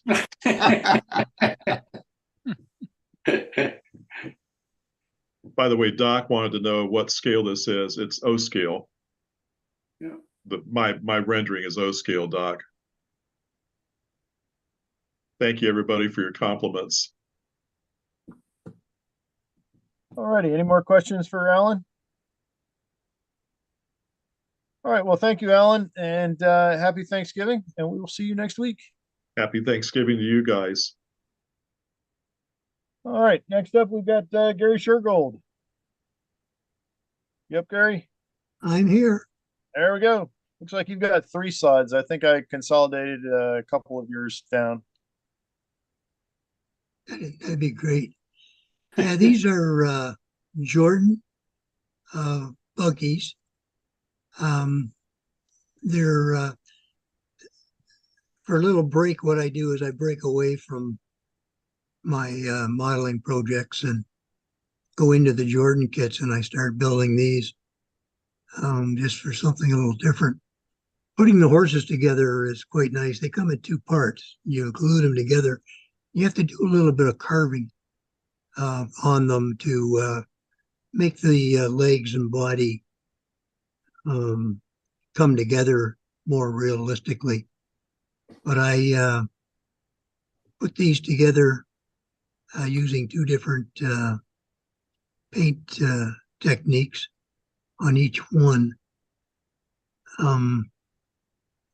There was actually 4 of these done. These are the first 2 with the one technique.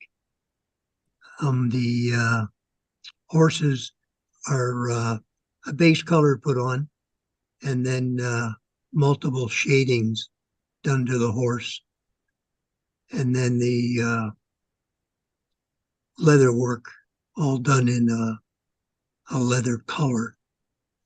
And then the reins hooked up to the whip up by the seat, the next set. Now, these are the others that I had done, trying a different coloring technique on the carriages. Same idea with the horses, come in 2 parts, a little bit of carving, and then they're painted a base color, and then different shadings put on to just give that effect that the horse isn't all one color. And the wagons done up with the wheels. The metal strapping on the wheels is done with a number 2 HO pencil, just to give it that shiny metal look. Should be another one, Chris. Yep. Yeah, this is the buck wagon, delivery wagon. Done basically the same way. It was done up in a dark green. Some crates and items put in the back that he's delivering. I put a driver up on it. The figure that's on there, it was pretty interesting because it's actually 6 parts to put that little figure together. I put them together, painted them up. Same technique with the horses. I do a base color and then some touch-ups here and there just to give that difference so the horses don't look all one solid color. These are fun little projects. I like doing them because it just gives me a break. They're highly detailed and they make really nice models. And that's it for me, Chris. Yeah, they came out really nice. Thank you. Are there any questions for Gary? Great job, Gary. I think they're beautiful. I really like them. I really do. Yeah, I was just looking at my Jordan kits. Every time I open them up, I'm like, and I put them back. You know, that could be almost a hobby within a hobby, couldn't it, Gary? Yeah, like it's really sad that the company is gone because these are really beautiful kits. Yeah. Well, believe it or not, like I've over the years I've collected a lot of Jordan kits, and I have number 1, which is still in the bag, and it came in a little beige color envelope, and it's made of plastic and cardboard, but I have not put it together yet. Who owns it? Who owns it now? Do you know? Nobody. From my understanding, the gentleman, the son that ran it after his father passed, when he passed, he put in the will that the dyes would be destroyed. And I think there was a couple of companies that tried to put the dyes, but the family wouldn't sell them. So as Mm. far as I know, everything is gone, Yeah, that's too bad. which is a shame because they are beautiful models. Yeah. Well, thanks for sharing them. Thank you. Fantastic job. All right. Any more questions for Gary before we move on? And just one question. Did you say you used like an HB pencil on the rims of the wheels? Yes, number 2, soft. Okay, thank you. And then what I do, I paint the wheels first. And then also on the nuts and bolts that hold the wheels on, I just take a pencil, and I don't use the tip. I use it on the side, and then just rub around the wheels. And what that'll do, it'll put a nice coating, and it actually looks like the steel frame that is around the wheel, and gives it that metal worn effect. Thank you, Gary. Yeah, no, they look great. Thank you. Do you do anything? Do you hit it with like a spray flat or anything to keep it from coming off? Oh, well, it won't come off. Well, if you rubbed it hard enough, it probably would. Oh, okay. I've never flat coated it, like dull Okay. coat or anything. So it's different than a regular pencil. No, it's a regular pencil, just a number 2 soft. I think what he's trying to say is the graphite does the job of shining it up for you. Yes. Top the pencil. Yes. Yeah. Okay. All right. Yeah. I just remember every time I mess with a lot of pencil work, it ends up all over my hands. But Yeah, I've also used it on plastic models for the grills that are on top of different cars. You use very lightly with the tip of the pencil, go over that. It'll give it that metal look. okay. Yeah. Yeah. That's a really neat technique. Thanks for sharing that. No problem. All righty. Any more questions for Gary? All righty. Well, I know you guys in Canada have a different Thanksgiving, but I will wish you happy Thanksgiving anyway. And Thanksgiving to all you. And we will see you next week. Thanks very much, Gary. Thank you. Next up is Bill Stimson. You up, Bill? Yes, sir. All righty. Looks like you've got 5 slides. Yeah, they're probably pretty big pictures. Yeah, I tried to arrange them a little bit differently to put them in a more logical order, but I'm not sure I accomplished that. So I apologize. It's fine. So this is an old Jack Work model railroad article that I decided. I had this sign Campbell Express, and I was trying to figure out what to do with it. And so I scratch built this based on Jack Work's article, although I also shortened the deck. This deck went out another 20 feet in his drawing, so I decided I didn't like that uncovered deck for this building. So you can see how small it is. This is a building that I took to our regional convention, or our division meet. I'm sorry, this one I took to a division meet, and it was fairly well thought of. Nice looking model, really is. Yep. And you can see by the penny, this is all in scale. Huh. Yeah. I think there's one more picture of the building. Yeah, there's actually 2 more pages. Yep, this is the other side of that. That is nice. Yep. This, speaking of Campbell, this is Campbell shingles on the roof. Huh. I stumbled on a roll about 6 inches in diameter at a swap meet and bought it immediately. Huh. So That's hard for me to believe in scale. That really is nice. Yeah. Thank you. You want to go into the next building? Yeah. This is I've stumbled across a FSM kit of Barnstead's lumber that just had the box and the instructions for like $5 at a swap meet. And so I took the instructions and stuff and I built this in N scale using Celios's instructions. Changed a few things. Obviously, I don't have his stuff. These are all Tushy windows, but the doors are all scratch built. And the shed over on the right-hand photo is board on board construction in N scale. So what width of stripwood do you use for that? I used HO 2x2s to do the 2x4 framing, and then HO 1x4s for the wood. Okay. And I mixed in some 1x3s every once in a while.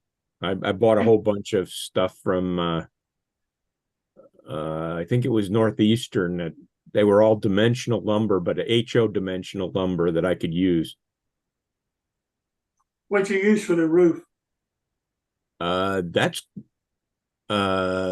just I think on that one, that's just a piece of construction paper that's been painted over. And yep. The roof on the main building, I think, came from Monroe Models. They have some shingles. Oh, I see it's separating. I didn't notice that. I'd have glued that back down. This one I presented at the regional convention in June, and also well received. Yeah, it looks very well detailed, especially for N scale. Holy mackerel! Well, I sure appreciate you showing them and sharing them with us. It's really, like Chris said, it's just hard to believe that's in scale. I think there's one more of the side of it. That's the whole. Oh, the top one. That's right. Complete overview. And you can see the penny, so you see how small this is. Yeah. The I penny have looks trouble like in a O scale. scale. That's great for N scale. I mean, that's fantastic. Yeah. Wow. Thank you. All right. And I think there might be. Yep. There we go. One more. One from the end view. Yep. Kind of a fitting end shot. All right. Are there any questions for Bill?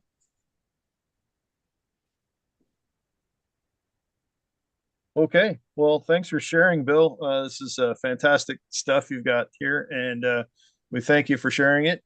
And we will wish you a happy Thanksgiving and see you next week.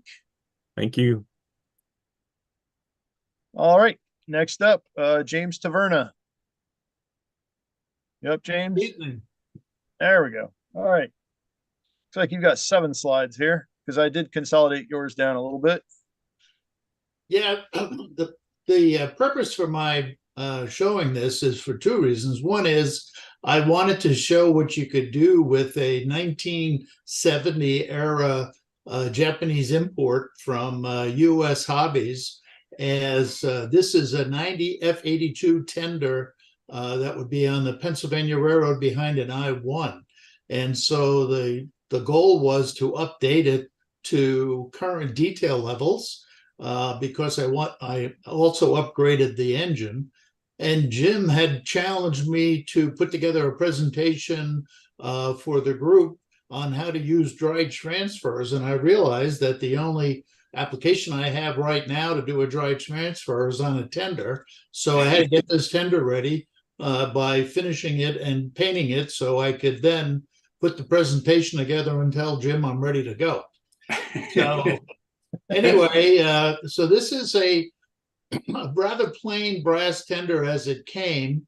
And so as you see the back sheet of the coal area, I made an applique there such that I could rivet. There were heavy rivets in the back that supported it along with 2 side braces. And then I put in some precision cast brass hand grabs that they had going up the side. You'll see a hole in the deck of the tender and an outline, and that's where I'm putting the, there was a doghouse that goes on the back, and so I took it off to be able to show a better view of what I had done in the very back of the tender. And you'll see a later shot, if you kept it in, Chris, of the doghouse when it was painted. In the front of the tender, there was absolutely no detail on the water legs and so forth, and there should be valves and so forth. So I added the valves on both sides, plus also a brake shaft that was there for the brakes on the tender. And this is all solder work, like Bernd was talking about.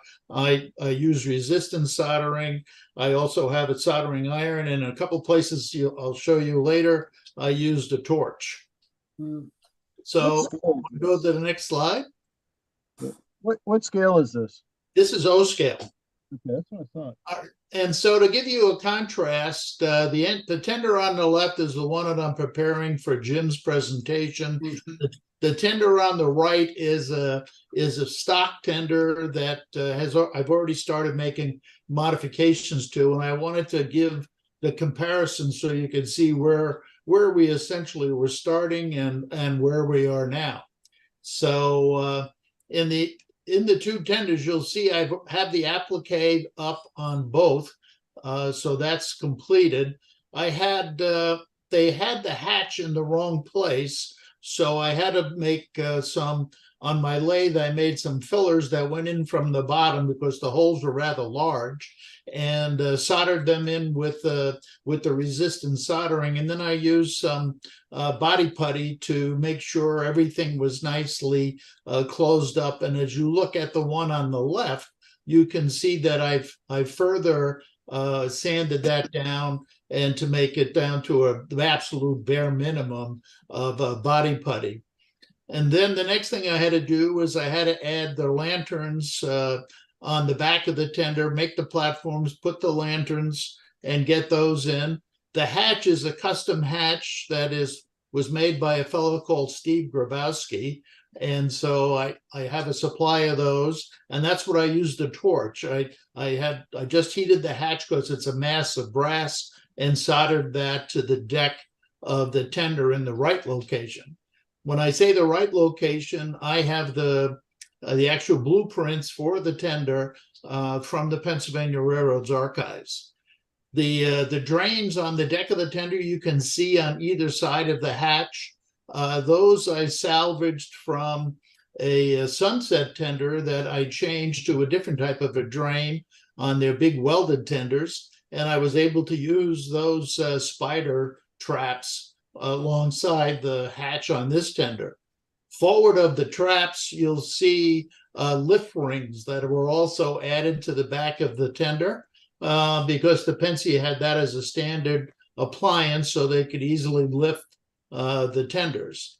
Then in the back of the tender, we had to go in and put in the electrical piping and a special fixture with a standoff junction box that goes there, and some small clamps that I had made up and cast for me to hold the piping in place, the conduit, and that goes up to the lanterns on the back.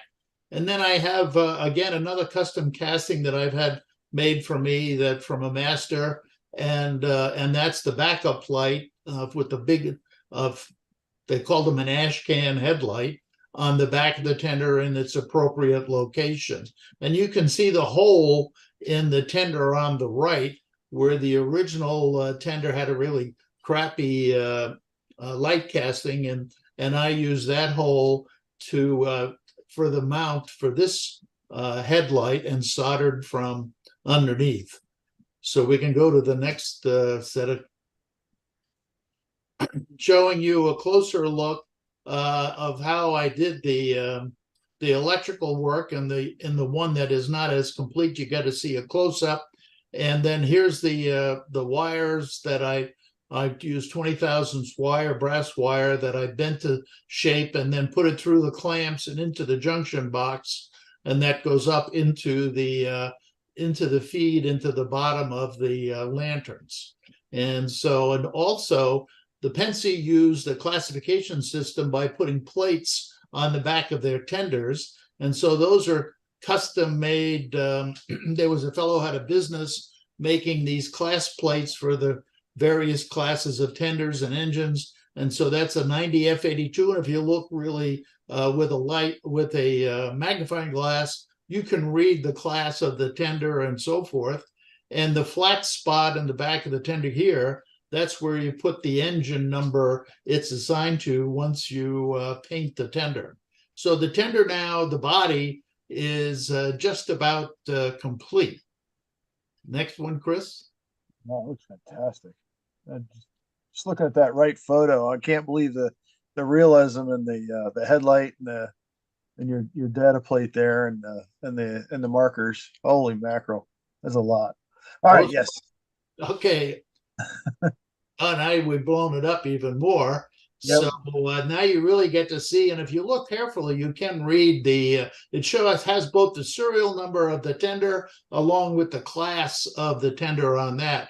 So now I've got everything pretty well soldered in.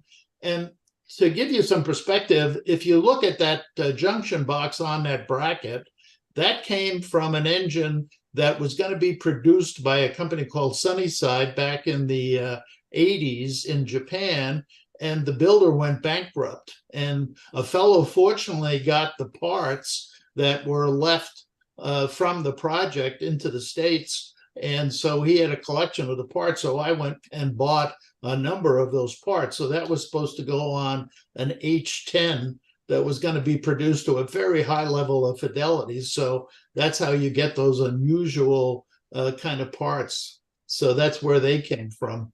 And you can see my clamps now and all the other kinds of things that I put on.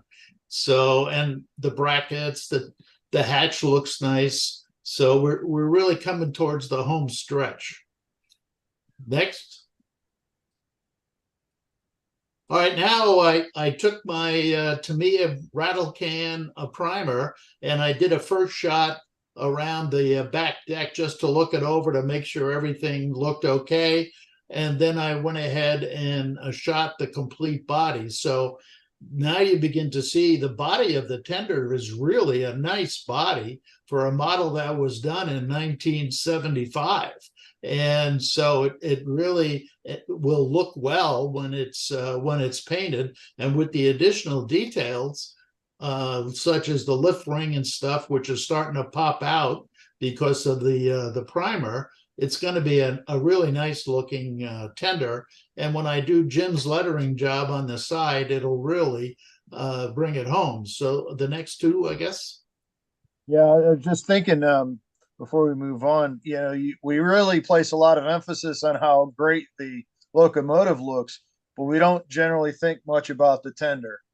Yep. And you just brought that out. I mean, this tender is going to be a showpiece all in itself. Yep. It really sets up well. That's the doghouse in the interior of the doghouse comes from Overland.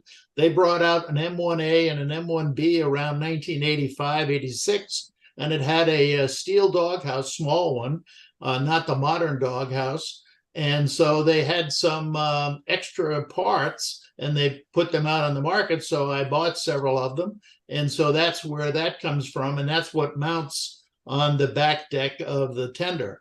The thing I'm going to have to put on the tender once I mount it up there, there's a water line that comes up from the engine, a steam line that goes back through the tender, up through the drain, into the doghouse to heat the brakeman in the winter. And then there's a drain line on the other side that goes in the opposite course back to the other drain on the other side and drains the condensate out onto the track.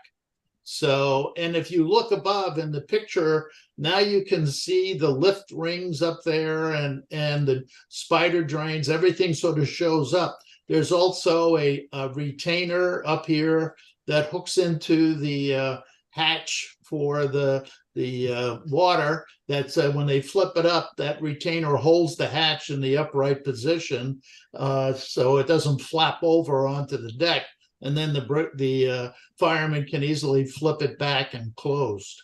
So this tender will be dark locomotive green enamel for the body, and then the deck of the tender and the cold space will be sort of a caboose red color that you typically you weather up as you finish the model. All right. So, and I've got it as you there you go. Now you can see, as you say, Chris, you really see all the details on the back, and it really does add a lot to the model. In fact, as you see pictures of the engine going by, they typically had a broom stuck in between these two grabs where the brakeman could take the broom out and sweep the cinders away from where he's walking around back there. So I have some castings of a broom that I'll paint and finish and drop it down in there too to add to the character of the engine. And now you also see that lift ring I was telling you about. You got the lift loops here and so forth. So it really, there's so much to see, and you wouldn't think about that, as you say, on the back of a tender. Yeah, it's fantastic. Fantastic. Did you have any trouble soldering onto that old brass? No, I made a thin veneer, and also it's only about a 10,000th piece of brass, and then I had a thin skin of solder that I had put on it to put up against it, and then I hit it in different spots with my resistance soldering unit, and then on the top of that sheet I have some small from Special Shapes. It's very small 1/32 L brass L, and then I put that along the top, which covers the seam between the two sheets, and also gives me a flat a piece that would indicate where the railroad would have had a reinforcing piece of bracket to reinforce the top of the sheet. So it all fit very well. You can see that going over the top. Does that hatch operate? No, it's a solid casting. No, but does it lift at all, or does it stay there? No, as I say, it's a one-piece solid casting, just stays. Oh, okay. I just put the appurtenances on as if it was an operating hatch. Jim, when I look at this, I look at those brackets holding on the electric conduits. I wouldn't be surprised if you have actual scale bolts holding those on. Yeah. Sometimes when my eyes hurt, I think the same thing. That's beautiful work. Well, Jim, I'm good. I was going to send you an email. I'm going to get this thing painted, and I'm hoping that in January, whenever you want, we could schedule a slideshow of me putting on the dry transfers. There'll be lettering will run from about a foot in on this end to a foot in on that end, with the Pennsylvania spelled out, because in 1938 they changed to the much longer font, and I'm modeling 1956. You know, if you're not careful, you're going to have a whole new contest entry called cabooses.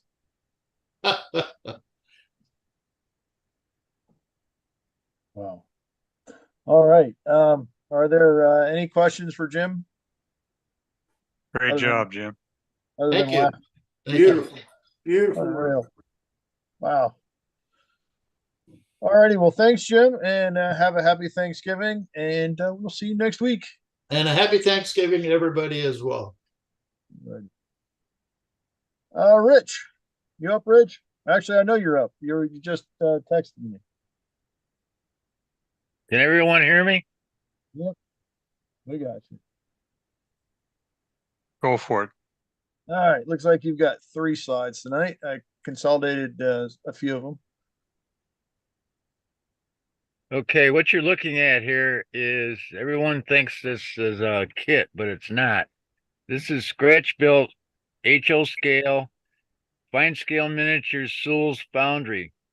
Now that middle building with the 3 posts that looks like everybody else's kit is made of hydrocal. I took an original kit, made my own molds because I don't like painting the metal. And I wanted to use Tom Yorkey's method of painting stones using flow quill driftwood stain in different shades. First, you use an unshaken bottle, and then you stir it after that first original stain dries and put on another layer. You have to wait till that dries, and then you shake your bottle and put on another layer. And then you want to use Floquil stains, teak, mahogany, and walnut. Now, I followed his directions because I liked the way it came out. And I changed the original configuration of the way other people built their models by moving the buildings so that they were in a longer area, because this is part of a ongoing, currently constructed diorama that will have 3 major building complexes on it, and it is being currently constructed in 2 other areas. I won't have to go into those in total detail, but if you are still a member of the Railroad Line Forum, there's a thread over there called "A Few Buildings on the Edge of Nowhere." Now that is still being constructed, and this first structure I got finished, but I started this on Thanksgiving of 2021, and I just completed it this week. There's a lot of guys that were involved in watching me build this, but they sort of gave up hope seeing the final results because I didn't get it done till this week. But Fine Scale Miniatures Sewell's Foundry kit came out in May of 1982. And if you're lucky enough to get one on the secondary market, you're looking at around $500 for a kit. So that's a good reason why you should maybe scratch build your own. But Nice model. I wanted to make sure that the stoneware or the stone walls were seen, is another reason why I changed the position of the other 2 structures that go with this, so that the walls are not covered up. They're too nice to cover up.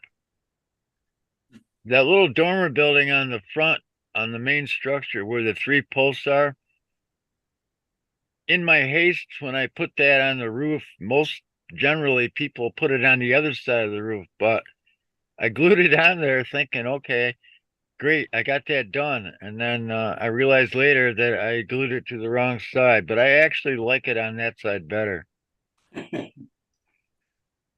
Yeah, I did the same thing with with old Weimer's grist mill kit. I built the roof completely, and then I put it on, and it was like, oh nuts! It's backwards. It doesn't. It's funny because if you look at it, it doesn't make any sense. But well, the shingles, it does.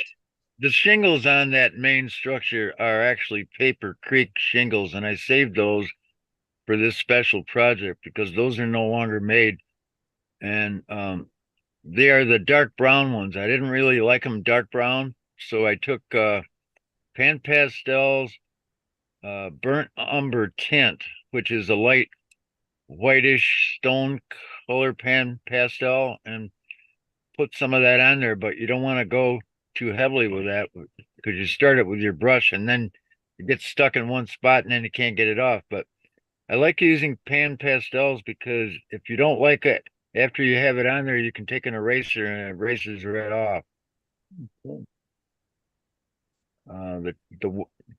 I don't have any step-by-step photos of this because of the fact that it started 2 years ago and I had a couple computer crashes in between, and I looked all day today for more photos and I only found like 2. So do you have another slide? Sure do. Okay, that one on the lower right bottom, I actually have a small roof over that one freight door to the right. I couldn't put it on the other side because the post was in the middle of the stairs. That tall stack that's painted brown is actually a plastic piece of a July 4th fireworks. I picked those up out of the yard and I thought, hey, what the heck? That would make some nice HO stacks. So I saved a few. And it's plastic, so you can drill a hole in it quite easily to put your brass rod for supports on that. Nice. And I bought the 2 vents from Railroad Kits. Yep. And that's tar paper on the red one and the gray one. Great job, Rich. Thank you. Looks really nice. Like I said, this is being built in 2 other places, and the other place is John Seekirk's Superior and Seattle Interchange Gazette newsletter. Now, Chris Corse and I were building together, but Chris is still ill, and I'm sorry to mention that on here right now, but we all hope that he has a speedy recovery. He had surgery again this week, but he's not faring too well. That's all I got to say about that. Oh, Chris Blackmore? Yes. Oh, you said me. I was like, wait a minute, I'm not sick. No, Chris Blackmore, sorry. Okay. All right. Well, I guess we need to keep him in our thoughts. All right. Okay. Looks like this is the last photo on that set. Okay. Well, I scratch built those freight doors. The other thing is, even if you were using the metal for the main structure in the center from the kit, you see how those doors are a lot shorter than the regular man door that's there? That man door is 7 foot tall. Now those freight doors only measure 6 foot. That made me want to put a roof over the right one because it takes your eyes off the smallness of the freight doors. So you're not, seeing that discrepancy. But when George made that kit, you're stuck with the openings when you're using metal walls. I wasn't in its sense because it's plaster, but I didn't want to scrape it and then have to put in my own door brace at the top. So I just left it the way it was. So those doors end up being smaller than normal freight door size.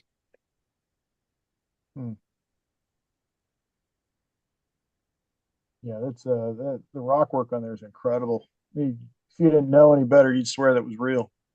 Well, when I painted that using that flow quill stain, I really liked the way it turned out because the driftwood makes the gray colors, and you don't want to go over tremendously with walnut because the walnut's really dark. So I used less of that and less of the mahogany, but the teak I used mostly and did various stones. So you're not blending it all in like in one. And then some stones are gray and brown mixed together. I wanted an overall really light brown, and that's the way it turned out.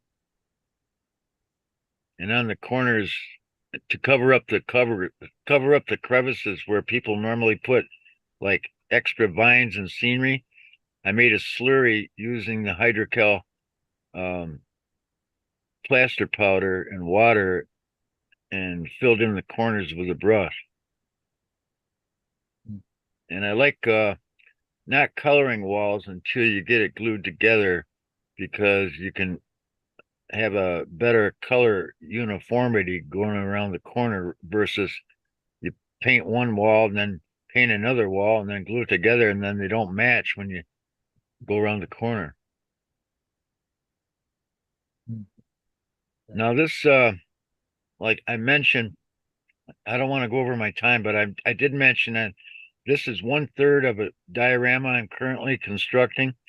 Now the other building is going to be a mill with a water wheel and a river, and then on the other side of that is going to be the model that Jason Jensen built a year or so ago. That was the tribute to George Selio's tool and die. That's going to be on the other corner. Jason gave me permission to scratch build it. Yeah, mill you're talking about, is that the one I sent you like 4 years ago? No, it's not, because your mill is kind of short and I need to put that on a diorama where I have a long view so that it doesn't look out of place with other structures like this one. Yeah. But I like that mill. I do have it done. Oh, I just well, don't have thanks. I don't have the trough built. Oh, okay. The sluiceway, yeah. We'll get that one of these days. Alrighty. Well, we look forward to seeing it. Thank you. So anyway, thanks for sharing, Rich. Are there any questions for Rich? I really like the rock work you did there, Rich, and I want to thank you for sharing the staining tips. I'm going to try that. Another thing I'd like to tell you, Greg, if you're listening, is that brown paper I sent you. When I build a hydrocal structure like this one, I also fortify the insides, and I glued on that paper on the inside to help. It helps to keep it square, and it makes it rigid, so it's less brittle. So if you go to glue that together and you're clamping it, say, it won't break as easily as it did if it didn't have anything to help the walls on the inside. So, and you don't see mine because I glued my roof on, and it won't have any lights in it. But I, if I wanted to light this, I still could drill up from the bottom side. Yeah, I've used a couple sheets of that paper for various projects. It's nice stuff. It makes a good roof too. I think that's one of the things I used it for. Now I have to send everybody a sample. That building on the left is old age clapboard like George used in his kits. And the building on the right is board and batten. Alrighty.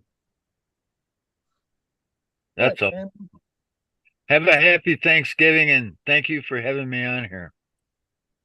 Alrighty. Any more questions for Rich? Thank you for coming, Rich. It's beautiful work. Thank you, sir. All right. Well, thanks again for sharing, Rich, and have a happy Thanksgiving, and we will see you next week. All right. The next MyBuild is, of course, featuring you. This time it will be a holiday theme. That'll be December 20th, 2023. To participate, email me your photos, railrunner130@hotmail.com. Basically, whatever you can fit in the holiday theme, Santa, Christmas, billboard cars like the food cars, snow scenery, snow plows, people ice skating, holiday lighting, holiday decorations, those sorts of things. Whatever you can do to fit in to that category, we would love to see it. And maybe if you don't have something that fits into that category, you can go ahead and email me your photos for January, and we'll gladly get those to you. Please get me those photos by December 17th. That way I can take and put them together in a nice orderly slideshow, and we can run through these. So, all right, moving a little bit further on, challenges coming up in February's oddities. It'll be aliens, like a UFO dealership, for example. I still go back to that. That's one of my favorite dioramas I've ever seen. Steampunk, like a jackalope skull in front of something Al Judy would come up with. Nice backwoods engine with a jackalope skull on it. Some non-prototypical trains, depressed center flat cars. Coming up in April, because we're getting into spring at that point. It'll be scenery, flora, vegetation, trees, something wild, flower boxes, vines, planting of the crops, basically the world awakening from winter, greenhouses, those sorts of things. And so that's about it for now, and we'll move on. Yep. And that's the end of the slide share. So I will thank everybody for participating tonight. I think we had a really good show. And oh, wrong camera. All right, so I will turn it back over to you, Jim. Well, thank you so very much, Chris. And while you're here, let me mention one thing.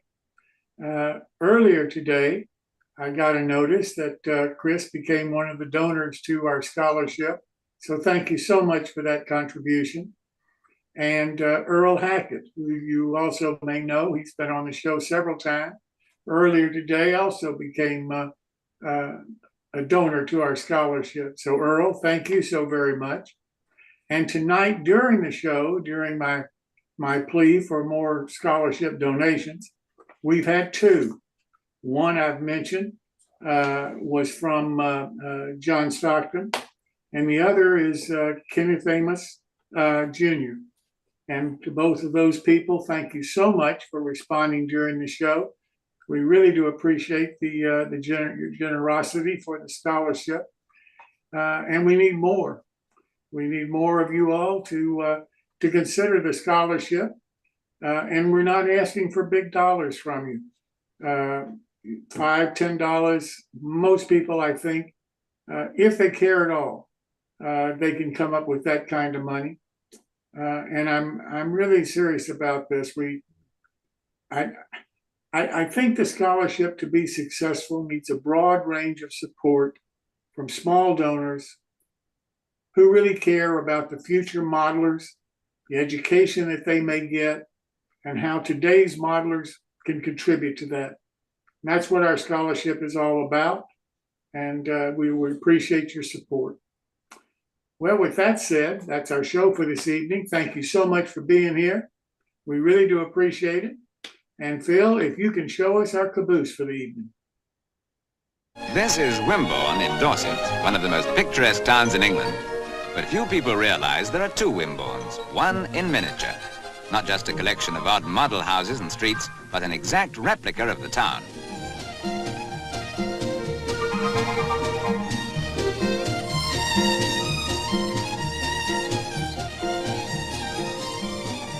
Parts of the town date back to the 17th century, but the model was started as recently as 1951, when construction began with the laying out of roads and rivers over an area of 1 acre. Designed to a scale of 1/10, the actual building took 2 men working full-time and others part-time 5 years. More than 350 photographs were taken to ensure complete accuracy.